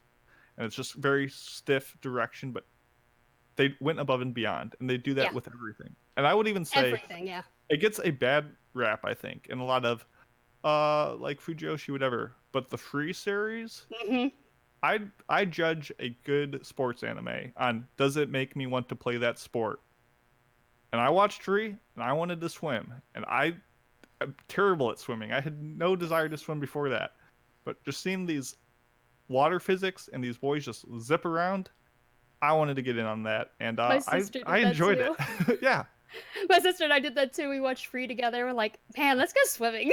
Immediately go to Google Maps, look up closest pool to me. How much are swim goggles? It was great. And yes, did it need to go as long as it did? No, but it still looked gorgeous. And the friendship. I wouldn't say all of them, but a lot of their shows focus strongly on friendships, and some of them are really beautiful, and they're not like nothing really strong or impactful might be happening, but you can still feel how strongly the characters feel for each other. Like they just have so many great interactions. I just actually recently, last week, I watched Lucky Star. And Yes. No. it's funny because when I first Yes. It's too much moe. That Lucky don't know, Star, though. the pinnacle of if you fancy yourself an anime fan and want to like get a show that references Yes. just the entire history of the medium, watch that Up to show that and just point. be inundated with they can't predict the future quite yet, but they just show so much respect and love for what they are producing within the show that references Haruhi and so much other stuff like Gun. It's a joy to watch, and there's so many hidden references. Yeah, And it was funny because when I first started it, first couple episodes, I wasn't that strong on it because I was like, some of the skits are funny, but then some of them I was like kind of zoning out on. But then as it went on, I was like, wow, there's a lot of references in the show. And I think it got better as it went on. And the Lucky channel at the end of each episode is my favorite part. I yeah, love the Lucky channel is so great. in my mind, Lucky Star is like the progenitor to Nichijou. Like Oh, they well, that started might off be. with skits and stuff, but they just didn't have like a crazy animation budget to do it. So eventually they started leaning more on the characters and the references, and that's where its like strength lies. But Nichijou is just raw Sakuga and memes every other Yeah. minute. And it's Oh yeah, it's funny when you look at the art style for Nichijou. You're like, how could they possibly go over the top with the animation? Oh, they do. It's fantastic. yeah, just like just go watch. If you have not seen Nichijou, just go watch episode 1. And you'll get the concept, What are your- there's not much to it beyond that, but what are your favorite jokes in Nichijou? honestly, like I'm just in awe of the So the Sakuga, specific. but probably my favorite like moment is the whole I don't want to get into spoilers, but there's a like a fantasy scene that is constructed to explain an event in the show, and you think it's like real the whole time. And the payoff I know what you're talking about, of yes. what it actually is just like those bastards. And it went on for so long too. It just committed to it, and at the end you're like, I'm not even mad. That was good. That was good. I love all of the skits with Nano, and the professor, and I love the blaming of Sakamoto. It kills me every time. It's like, oh, why are you eating these snacks? Well, they told me I could eat them. Who did? Sakamoto. It's like a talking cat. Sakamoto's a talking cat. It's great. I mean, He's always like, what? No, I didn't. after some Nietzsche, like, I know I talked about it earlier, but like the Endless Eight, like the infamous, like, redrawing 8 of the same episodes in a row. Name an animation studio that's ballsier than Kyoto Ani for like doing that, and like some of the longer skits, Nichijou, and all like the ending of Lucky Star, where they just have some guy, like the voice actor from the Lucky Channel character, just singing these like Oh my god, those are jaunty tunes. Like they just go for it. They send it, and they take risks, and more often than not, they pay off with just the charm of them. And The it's Lucky good. Star. I'm sorry. Did I cut you off? I'm sorry. Nope. Okay. You're good. The Lucky Star endings, like it's halfway through onwards, because I think the first half is just the characters singing karaoke together, but the last half, you can just see how much fun these people are having just creating this anime, because they all get together and then they film tiny little like comedy skits together at the end of each Lucky Star episode, and you see how much fun and how much passion they have for this. It's so great. Like there's the one with the voice actor. He's like, was he dancing or was he doing some kind of like martial art He was routine? trying his best. He was trying his best, but they put over it like a sort of Street Fighter like overlay where like every time he kicked it was like pow, and then it like the health Yeah. bar went down. It was so cute. I'll say it right now. Hand to Haruhi. If you want me to like your piece of work, if I can sense how much fun you had making it, I will enjoy it inherently. Fair enough. Yeah. You can kind of feel it through the medium, it's Yeah. so, yeah. KyoAni is so important to all of us. I think it's just such a seminal sort of studio for me. It's like it laid so many bricks in my anime foundation early on, and without even knowing, I don't think I even knew who KyoAni was till we were podcasting, but like before I had even done that, I'd already seen six or seven KyoAni shows, and yeah, I'm sure a pretty big piece of my anime pie graph was made up of KyoAni, up until the point I got into college, and it's you don't even realize it, but a lot of us kind of owe a lot of our fandom to the studio, so. Yeah, and I'm sure they're going to be back on their feet, like before I know believe it. they already went back to work. Yeah, and the GoFundMe that was created raised a ton of money, which will you can't replace the loss of life or the the broken hearts or whatnot, but you can rebuild the building and you can get more computers and and that stuff helps too in a certain way. So good on everybody who contributed to that. We have some, yep. Oh, no, sorry, I was just going to say, and they did accept the donations. A lot of people were at first confused. They're like, well, we don't even know if they're going to accept them yet, but they did. They opened up their own bank account for donations, and I'm sure they're very, very thankful for that. Yeah, something like $2.5 million were raised. Yeah. Which is, intense. So we have some responses from social media. We have a whole lot of responses. Leading off with my mother, Mitsuki's mom, when asked what their favorite KyoAni work was, my mother said Air, which I already with a heart. I already listed that. I had seen that. Oh, that's a pretty sad anime. It's like actually kind of heartbreaking. Lauren Beek. I kind of wonder how many of these are going to be the key visual art stuff. Laurel Beekman says Kanon from 2006, and Laura Ellen says that let's see, their favorite was Clannad After Story, made a huge impact on them, and of course more recently Free is everyone loves those, so, and Haruhi as well. What else, guys? Azucena Rodriguez talks about Tree and Beyond the Boundary. Jennifer Miller mentions Free Starting Days, which obviously goes along with Free. Dale Cunningham likes Hyoka. Shout out to Mandy. Thank you. Christopher Moore goes with Haruhi. James Hill goes with Shinobu. I just want to mention right now, if you like Shinobu and haven't checked out, go ahead. Chunibyo, yeah, sorry, Chunibyo, and haven't checked out Beyond the Boundary, they're like, essentially they made one, and we're like, you know what if we just made this seriously with the superpowers, and it's check out both of them if you liked one or the other. Yeah, what I like about both of those is it starts off as very lighthearted, like, and then both of them get very serious at one point. Yeah, I really like both of them, actually. Agreed. Go ahead. Oh, Caleb wrote Violet Evergarden. Simon Valentine, either one, said K-On! Yeah. Haruhi and Lucky Star, and also Clannad and Silent Voice. Ryan Johnson wrote Clannad, Silent Voice. Sorry I'm not reading these all out. I'm trying to... Yeah, there's a ton of them here. Yeah, Sam Cantrell said Chunibyo. I think that was it.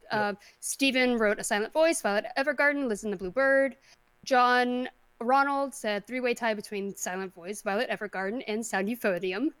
We got a sound Euphonium out there, yeah. Yeah. Yeah. So lots of people chiming in here with their favorites, yeah.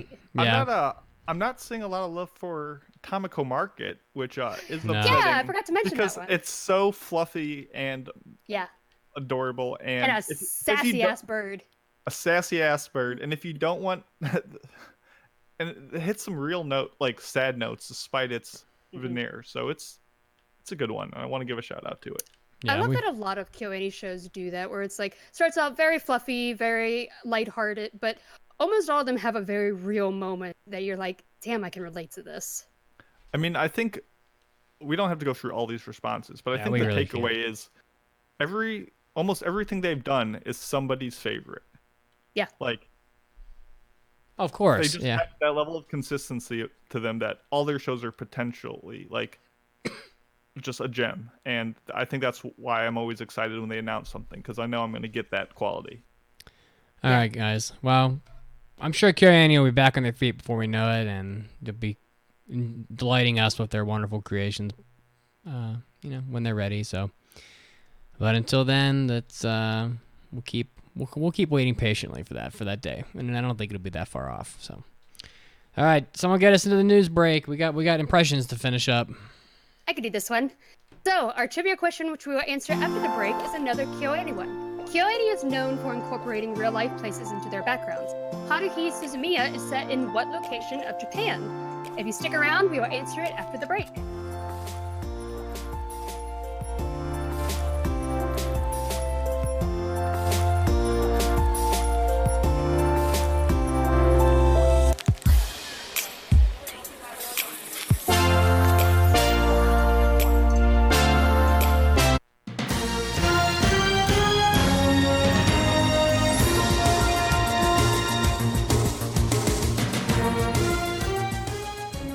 Hey everybody, Mitsuki's back one more time, and I'm bringing you even more of your anime news. First up, a very famous anime singer is getting married. Nagi Yanagi, who made her debut with Supercell as Nagi in the group. She has provided vocals for a lot of different anime series, including Naruto Shippuden's Utakata Hanabi. She's also done themes from Bakemonogatari, Kimi no Shiranai Monogatari, and she's also done works for Waiting in the Summer, My Teen Romantic Comedy Snafu, A Lull in the Sea, Berserk, Danganronpa, and etc., etc. So very famous. Nagi Yanagi getting married, so we wish her the best. Next up, the very first ever held World Cosplay Summit in 2019 has concluded, and the winners have been announced, with first place going to Australia and second and third place going to USA and France, respectively, with the winners from the competition doing a very elaborate skit with a fight scene and having some unbelievable cosplays from the game Monster Hunter. So if you're a big fan of Monster Hunter, or you're just a general fan of cosplay, you might want to check out the video. It is pretty cool, complete with choreography and even a boss fight. So you're not going to want to miss that. Check that out online. Next up, Weathering with You, Makoto Shinkai's new film, has been out in theaters for a little while now, and it recently sold over the weekend $6.7 million worth of tickets, bringing the grand total of the film to $55.7 million in its first 17 days, leaving it at number 1 in the Japanese box office. Number 3 in the box office, interestingly, is Dragon Quest Your Story, the very first 3D CG anime film from the Dragon Quest franchise, coming in at number 5 with around $3 million in sales over the weekend, bringing its total to what they think will be is projecting to about 14 million, which I guess is what they thought they'd get, so they should be happy with that for Dragon Quest. And wrapping us up, let's see if Nintendo continues to dominate video game sales in Japan, and it looks like they indeed do, with almost all of the top 10 games sold in Japan being on the Nintendo Switch, save for number 4, Pro Baseball Spirits 2019 by Konami, with number 3 being Tsuri Spirits Nintendo Switch, Fire Emblem 3 Houses, probably no one's surprised there, and also, to no one's surprise, Super Mario Maker 2. So, that rounding out the top 10. This is Mitsuki, and this was your anime news break. Now it's time to get back to the podcast.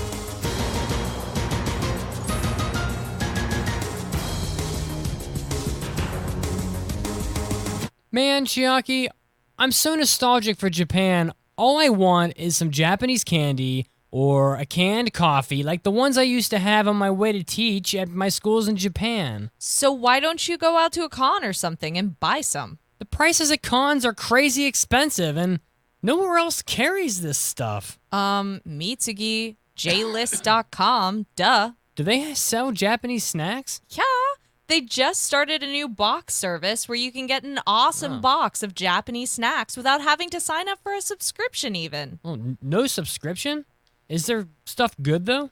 As good as everything else is on JList.com. It's awesome. I know you, Mitsugi. You'll love it. They have everything from anime-themed snacks to melon bread and even seasonal boxes for Halloween and other holidays. That's great.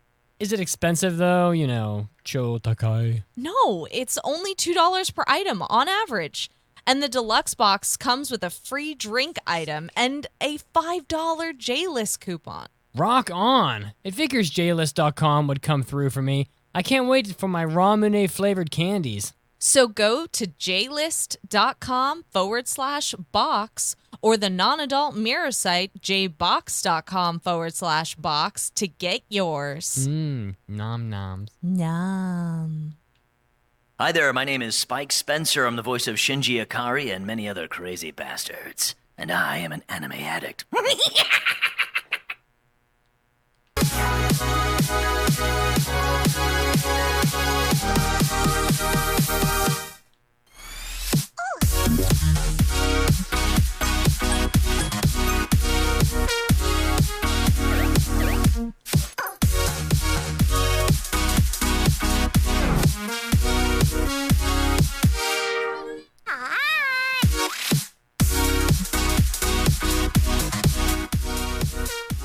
Welcome back to the podcast, episode 484.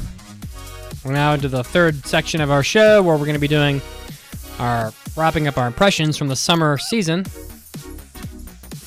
And we're glad to have you back. We had an intro trivia question, and what might the answer to that be? So, before we went on break, we asked, KyoAni is known for incorporating real-life places into their backgrounds. Haruhi Suzumiya is set in what location of Japan? The answer is Nishinomiya, and it's a small town near Kobe. All right. Pretty cool. And before we get to our impressions, we do have a 5-star review. I would like to add that people keep submitting reviews on iTunes, which I am very happy about, and I thank everybody who's done that. But the actual number of written reviews is getting kind of low. So people are clicking that star rater, which is nice, you know. But we need to have written reviews as well so we can read them. So if you were thinking about writing a review and you haven't done it yet, or you didn't even know you can go to iTunes and you can drop us a 5-star review, write us a little nice message, and we'll read it on the podcast for you. Helps people find us on iTunes and makes us look more desirable when people are checking out which podcast they want to watch and they see that we have like 550 reviews. They say, "Holy shit, that's a lot." So keep it up, guys. Throw those 5-star reviews our way, and we'll make sure to read them for you. And let's get going.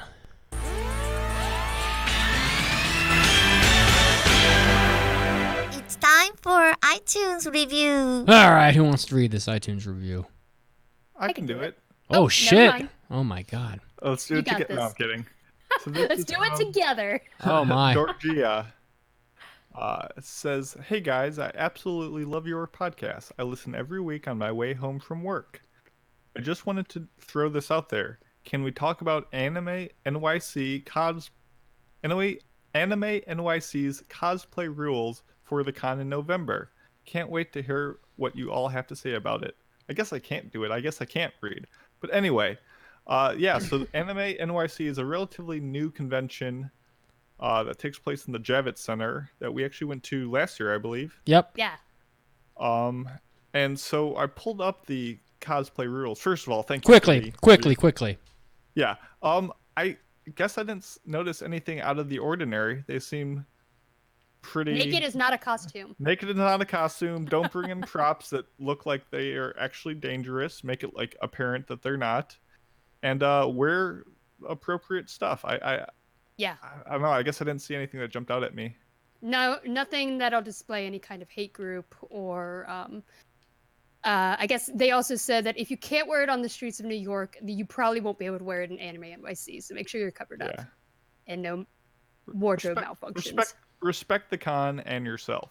But if you want the opinion of a true expert, because we mentioned earlier we are not cosplay connoisseurs, Icy Rose drafted up a full-page response to your question. Yeah. So if you want to see that, get on board and you can see it in the document. It's on our show notes, which you can get on our website, AAAPodcast.com, which is part of, if you sign up on the website, you can get that as well. So we post the outline for every episode. This outline is 20 pages long. Mm-hmm.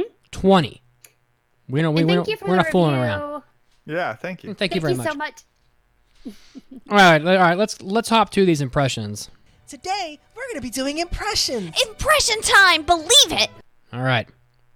We have Yami Shibai Season 7, Bem, Don Machi Season 2, Try Nights, and Mo Dao Zushi Season 2.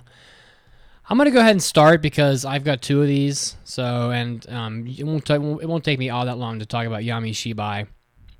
So, it's amazing that this has had 7 seasons, to be honest. Yami Shibai is this show that has been running, I mean, they've been putting them out like pretty regularly. Forever, yeah. And they're very short episodes. They're like a couple minutes long each, and they each tell like a really like a creepy story, like a ghost story, basically. And the first episode was like about this guy who calls his friend and he says, "Hey, can you wait at my house? I'm gonna have a package delivered." He's like out of town or whatever, and his friend's waiting for him is waiting for the package. And the package shows up, and the friend calls, and he's like, "Oh, great, but there's going to be a couple more. Can you please wait?" And he's like, "Oh, it's annoying, but I'll wait." So the guy's waiting, and all these packages are showing up.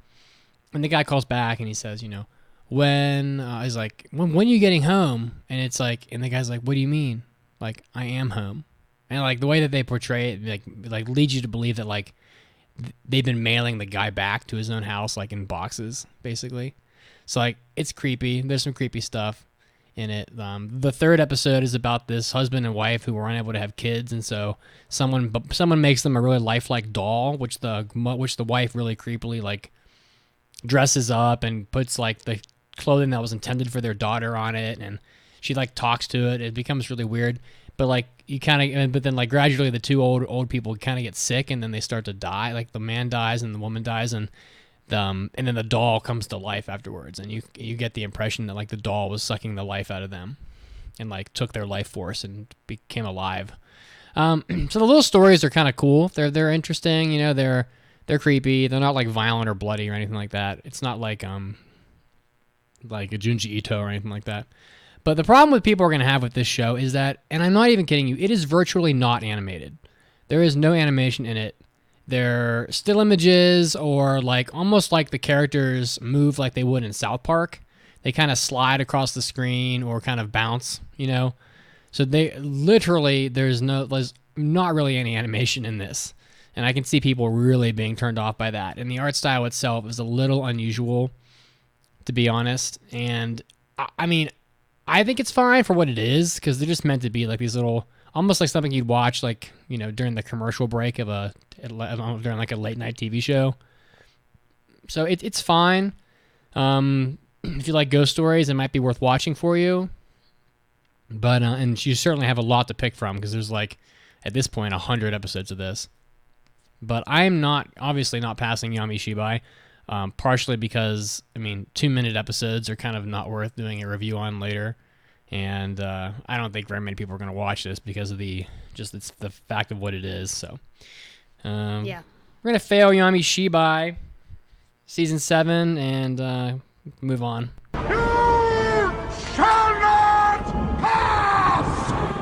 But it's cool if you like ghost stories. You don't really get a lot of that in anime, so check it out if that's what you're into.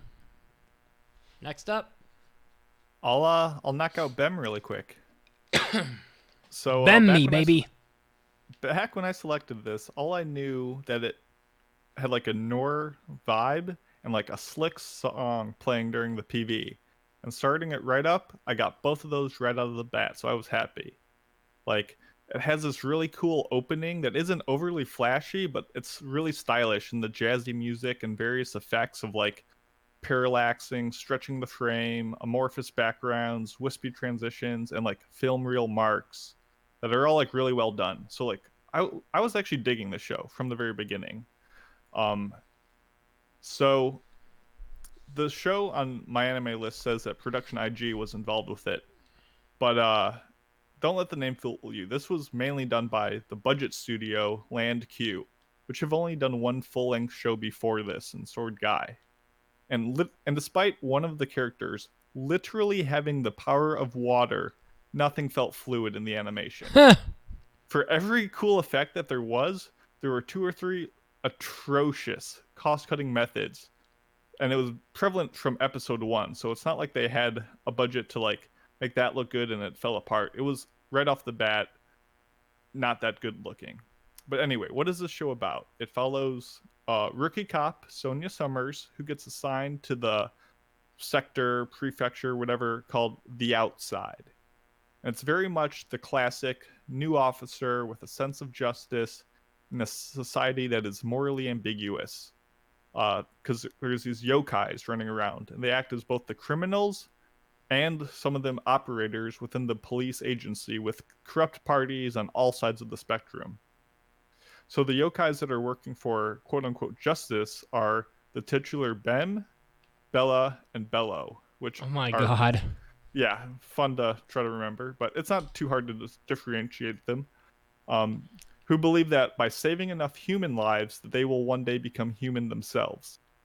And the show seems to be like an episodic mystery of like human to monster interactions, with the overall plot progressing through the who, what, how, and why of the protagonists.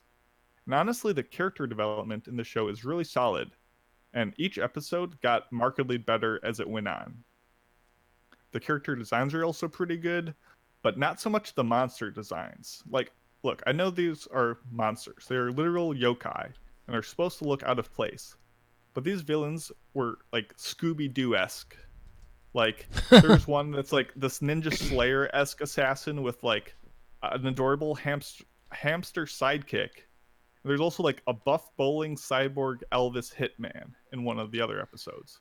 Like, they feel like they're straight out of another series. And while I can't say that I've seen much humans that turn into monsters, like they turn into monsters and then they turn further into monsters. Like, their monsters even have a final evolution on top of it, which is kind of interesting. So for reference, this is a rebranding of a 26 episode series called Yokai Ningen Ben from like the late 60s, and again in 2006, and a live action that's from 2011. So it seems to be just one of those beloved classics in Japan. And actually, one of the songs from the Beck OST is named after the original show. So shout out to my boy Enzo. Oh yeah, he'd be all over that. Yeah, exactly.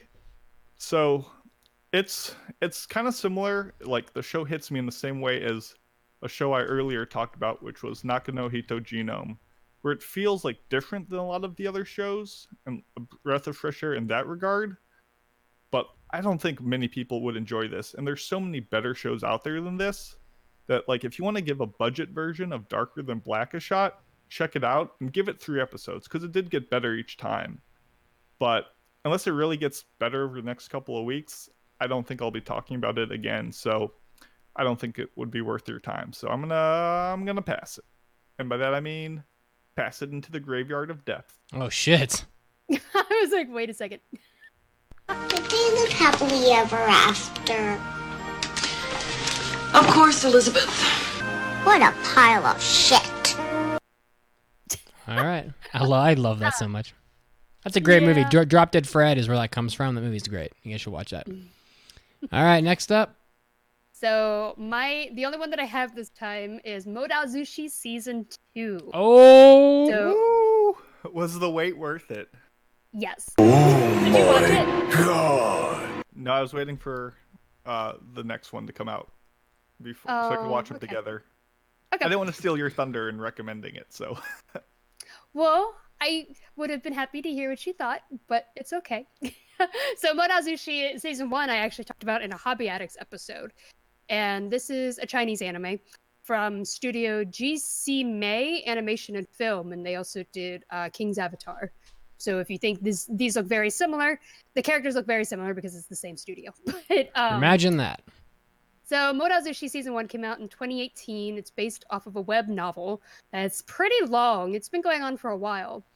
And I first picked it up because it had such great reviews. If you go on Mao, it's like, was at a 9, now it's at like an 8.6, I think, after it's gotten more popular. But still, yeah, very great reviews for it. And I went into it kind of skeptical and came out extremely happy. So Modao Zushi is steeped in Chinese lore, like folklore.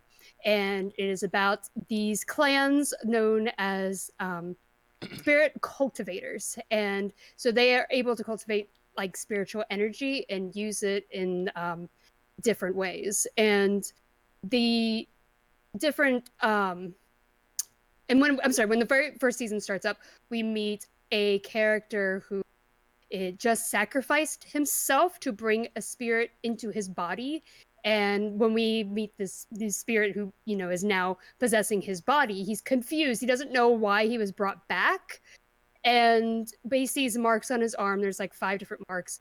And so after he goes to this village that is then attacked by demons, and he finds out that accidentally killing somebody, he finds out that one of the marks disappeared. He's like, okay, that guy must have wanted me to get revenge for something. And then we meet some other cultivators who are to bring down these demons, and finds out that the person who's possessing him is Wei, and he actually knows these people. But we don't know how, like, the relationship between these. He knew them from when he was alive. And we find out that he also has the ability to control negative energy. So he's known as a demonic cultivator. But he's trying to keep that secret from them. So clearly they have a history. And then we go back into the past 13 years, when he was alive, and we get to follow up the events up to that moment.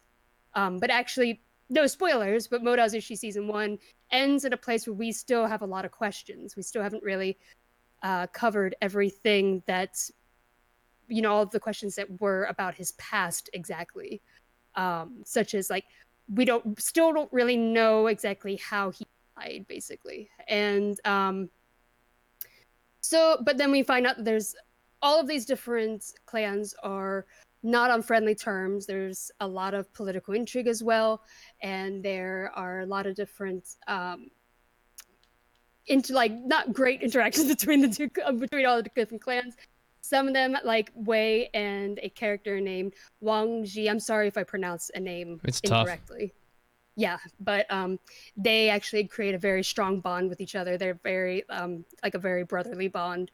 I see sometimes the novel is listed under Shonen Ai, so I don't know if maybe that relationship progresses in the future. But Mode Azushi Season 1 didn't have that, so I'm curious to see also where that comes into play. It does progress. Does it? Did you read it? I know a little bit, yeah. Oh, okay, awesome. I'm excited. But so yeah, and at the end, it also goes back to the present time, where now Wei and Wang Ji have, seen each other again. I'm trying so hard not to spoil it, because Mode Azushi Season 2 jumps right back into the present time. And it introduces more questions, and it brings back from Season 1, there's something known as the ghost hand. That is back. Now we get to figure out what exactly is the ghost hand. It's like a disembodied hand that is killing people. And we get to see a really cool a exorcism scene where they're trying to keep the ghost hand down, and they're like dueling with musical instruments, like, because Wei throughout it can play the flute, and that he can use his powers through the flutes, and Wang Ji is using what looks like a koto. I don't know what the Chinese equivalent of that name is, but it's like the laying down string instrument. It's like a zither. I don't know what it's called. I was just calling it koto because that's what it looks like.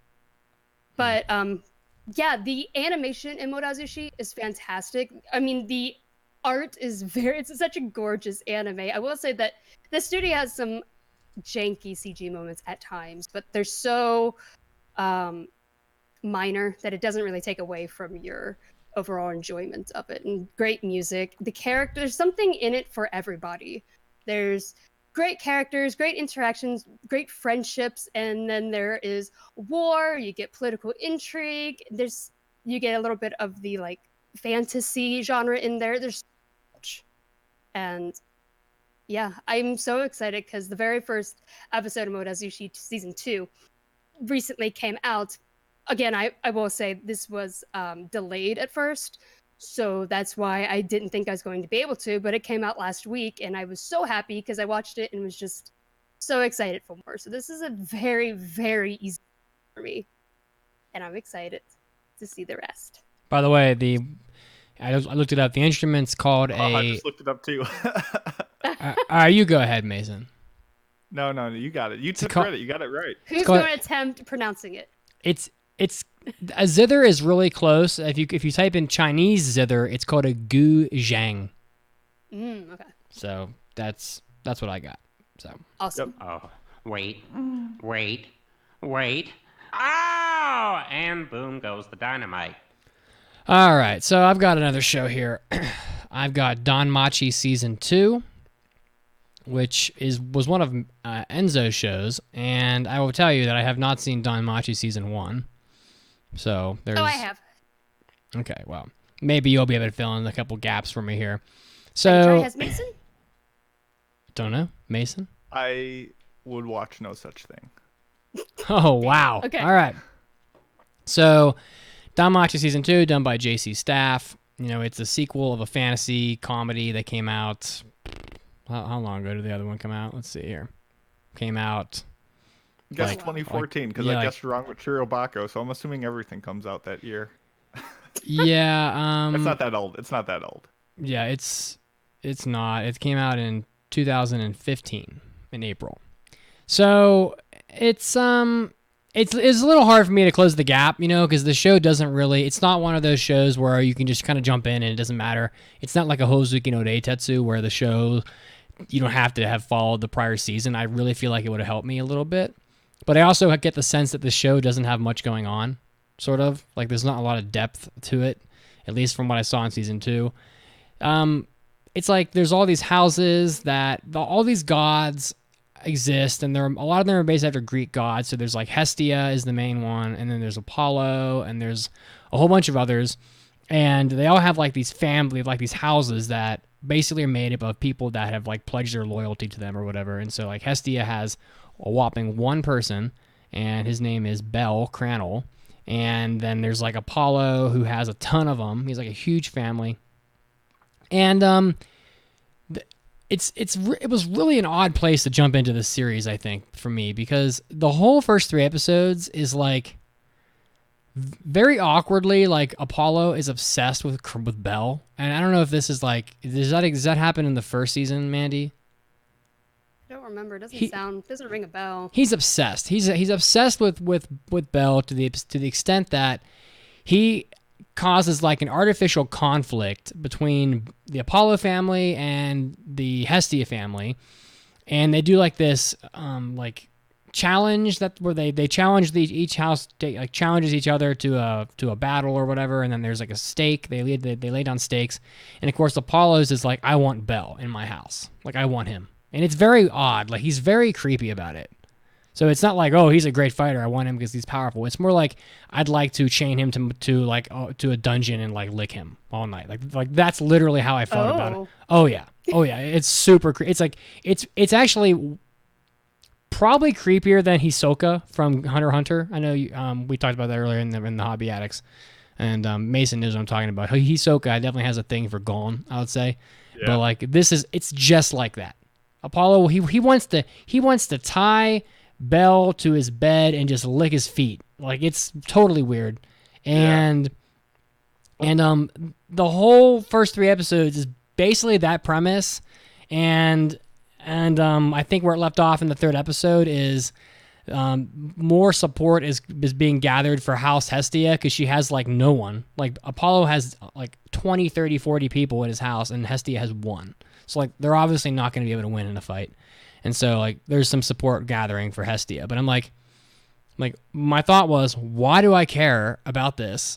Like it just seems so petty. Like the whole premise of the season is Apollo wants Belle. He wants his feet. Like I don't know. Like he doesn't really want his feet, but that's the creepy level of his like facial expressions and stuff when he's talking about it. And it's just like the whole first 3 episodes I watched seemed so trivial that I don't even know what the point was of watching it, to be honest. Like I get like it has a really great score on my anime list as an 8, and I'm like, but it's got to be people that just watched the first season and are just liking the second season because it's a continuation, and I'm guessing the first one was really popular. So, yeah, I wish someone could help me out with it. Like I wish I could have some more sort of points of reference. You know, the action is like okay. There's some fight scenes in it, but like there's definitely way better action shows that you could be watching. Like, there's no doubt about that. And yeah, I don't know. I kind of wonder. I kind of wonder if I should go back and watch the first season of Danmachi so I can weigh in on this second season. But like, even if I did, an episode where like an artificial conflict is created, and then like there's like a ball basically, and by ball I mean like where people dress up and dance. And there's like a ball where there's a lot of like just random comedy, and then Apollo being creepy. And then the third episode is just more Apollo being creepy, and then them like starting this like family battle or whatever the hell they called it. And yeah, I was not really digging it. I just didn't really get it, I guess. So, Mandy, what did you think of season 1? Like, it was okay. It wasn't like. Did you want to watch favorite. more after it? Oh, I didn't even think that they were going to make more of it. I mean, would you want to watch more of it, kind of thing? Like, I were don't you know. It was kind of just whatever. It had some parts in it that I thought were very interesting because it seems like an isekai, but it's not. It's sort of like in the sort of delicious and dungeon meshi kind of world where it's just a fantasy world. It feels like a video game, but it's not. This is like the actual world for these people. It's a fantasy, and I thought there were some interesting moments, like when Hestia is leveling up Belle. It's through like a sort of magical tattoo on his back. I thought that was pretty cool. There was just a lot of fan service, and I know that's just me. Oh yeah, my own personal opinion. Boobs. I don't really Boobs. care for it. But it's almost like it was a detriment. No. No, this show is gonna fail because it was boring and there was nothing happening. Like the fact that Hestia has boobs like was not the reason why this is gonna fail. I don't remember Apollo being in the first season. It doesn't ring a bell at all. I mean, how much time do they spend in the? I'm guessing there's a dungeon because it says the anime is called. Is it wrong to pick up girls in a dungeon? So I'm guessing there's a dungeon. How much of the first anime there's season? A decent amount of it. All right, because there was like literally no dungeon in the first 3 episodes of the season. I don't even remember if they went in a dungeon. I think the first 5 minutes of the first episode started in the dungeon. They were like wrapping something up, and then they left, and then that was all they did. So, and there was no mention of a tattoo on his back at all. He's still weak as shit in this season. So, like they're training him for the house battle, but he's clearly useless, and so he has to be like trained to even be useful in a fight. So, I don't know. I feel like people are gonna hate me because I just talk shit on this anime, and it's. Like, let me see. Is this the most watched anime of the season? Let me see here. Just for my curiosity, real quick. Let's just have a look. The second, it's still Dr. Stone, but the second most watched anime is Danmachi season 2. And wow, I just don't get it. I don't get it. It sounds like something that you would have to see the first season for.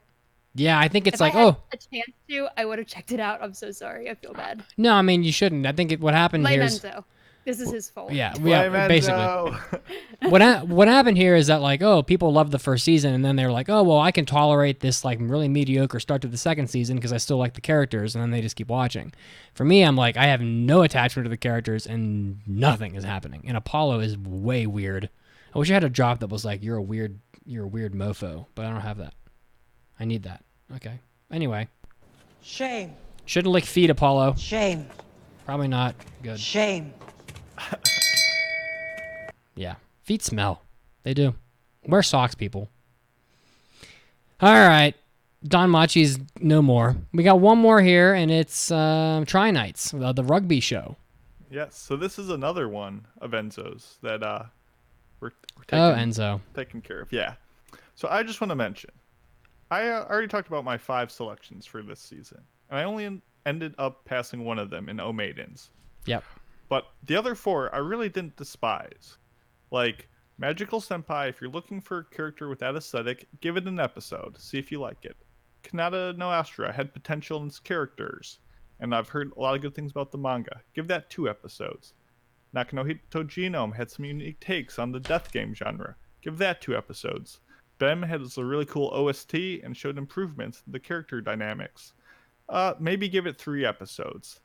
So overall, I didn't hate anything that I had to review for the podcast, except for this show.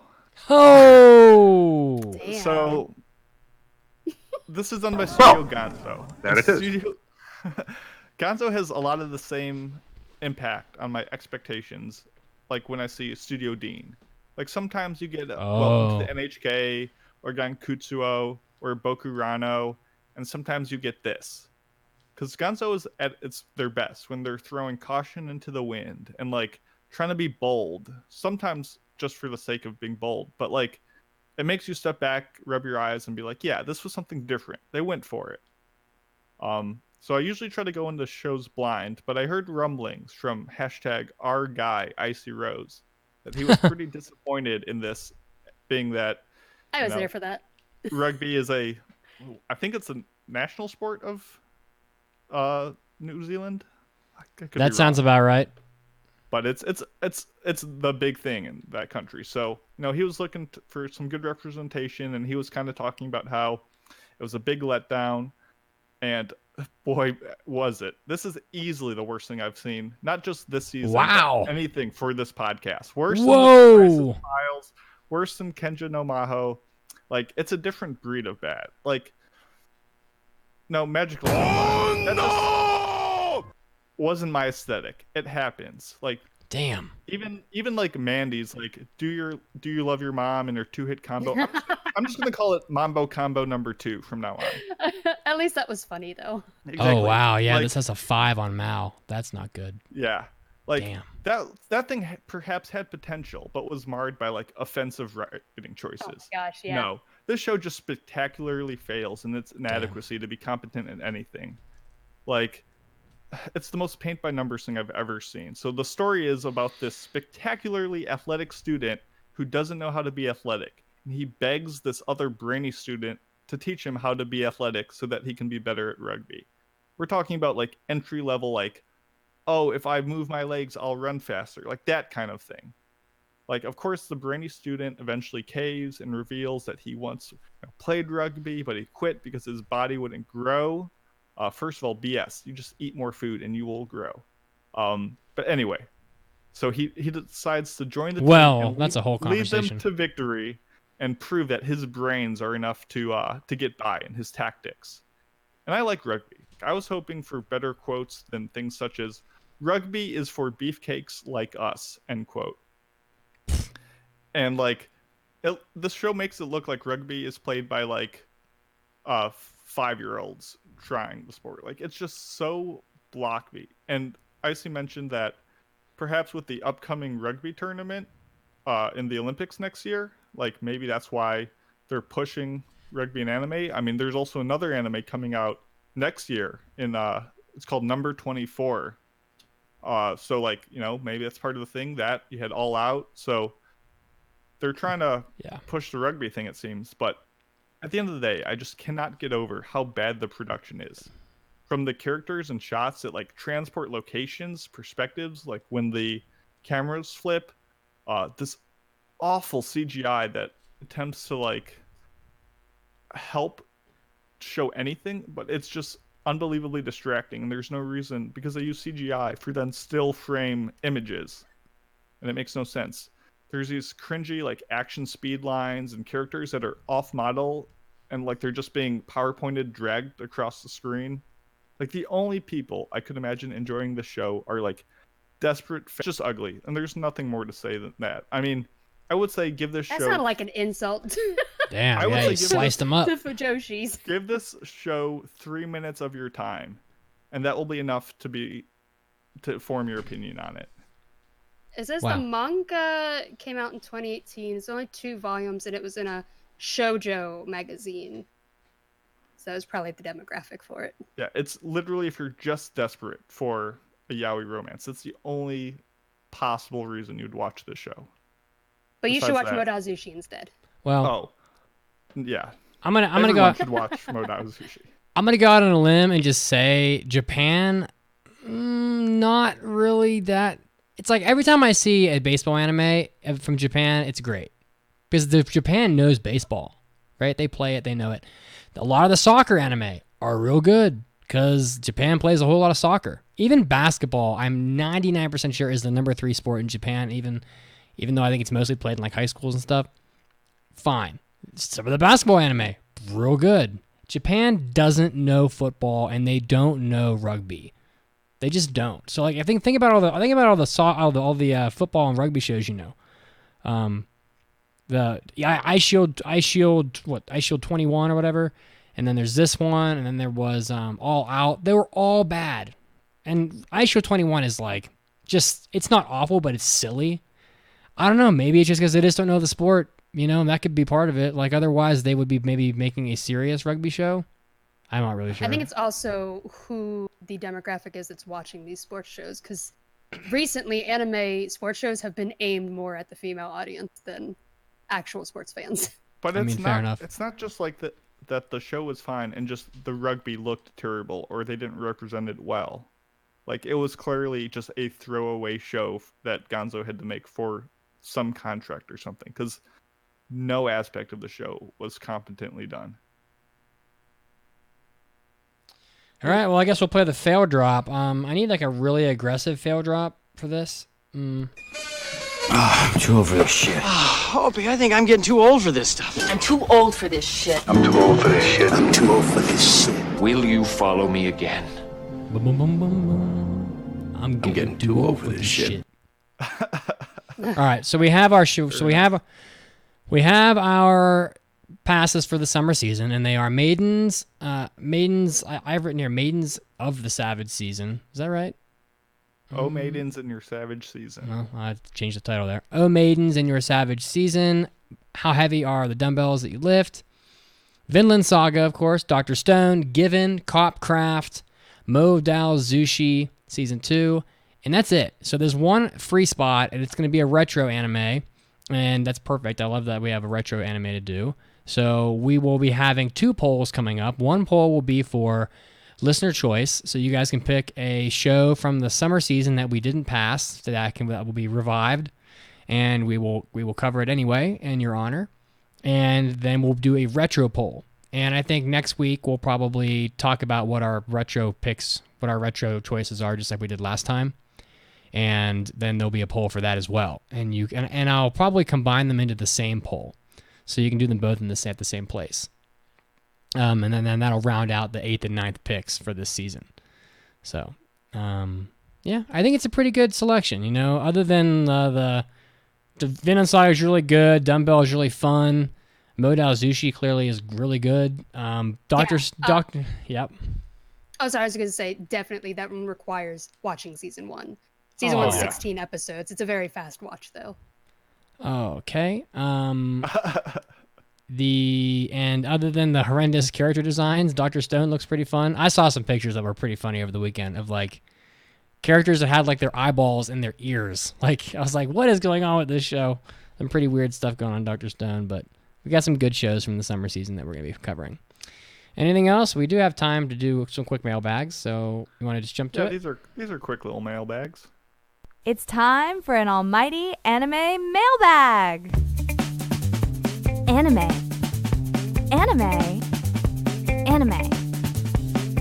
Mailbag. All right. If you want to submit a mailbag, you go to our website, AAAPodcast.com. And actually, along the top on the mailbag button, the button's called mailbags and more, because you can submit hentai topic requests, regular podcast topic requests. You can, and amongst all the other things you can do, I also added a retro review request. So when we put our poll up for retro reviews, you can submit I want you to watch, I don't know, The Old Devil Man or whatever. You can put that on, and you can submit that via the mailbag section, and then we'll take it into consideration when we're putting the poll together. So first mailbag is from who? Who wants to do the first mailbag? I could do it. It's from Nene, and they write, "Been listening since the beginning of this year. Thanks for the great content in your podcast. I'm glad you brought in a retro section, as I wanted to ask a question about some old anime dubs. When I was younger, some animes were known on, for example, 3x3 Eyes in Megazone 23. I decided to get the DVD, but the dubbing is different and not what I remember them to be. Why is this? Sad face. The original voice actor for Yakumo from, is that Ice Shield? Is that what it's called? Ice Shield 21? Oh, no. That's the football show. okay, 3x3 eyes, is much more manly than. I'm hoping at some point you might cover these animes in your retros section. Happy face. Well, go to the mailbag section and enter 3x3 eyes, which I know very well, as your submission, and we'll take that into consideration. I wouldn't mind covering 3x3 eyes, but I'd kind of like to see your conviction. Like, go in there and make the submission, and move my hand. Sell us on it. Why should we review it? Yeah, exactly. Also, I think it's called Sazan Eyes. I think that's the way to pronounce it. Oh, okay. I was trying to figure out how you're supposed to say it. Because I always see it in writing, but never hear anyone talk about it. 3 eyes. The X is silent. No, it's Sazan Eyes. Sazan Eyes. Okay, thank you. Yeah. I said there's a lot of different possibilities for why this can happen. Like, for example, original copies may have been destroyed because they're so old, or technical difficulties that went along with it. Changes to translation, of course. Sound effects, if they added in different sound effects, they may have conflicted with the original audio tracks. And of course, there's also the possibility that the original license owner may have never purchased that license back from the first publisher, so they had to start all over when re-releasing it. So yeah, I mean, I think as I think it's been covered, I think it's mostly licensing issues.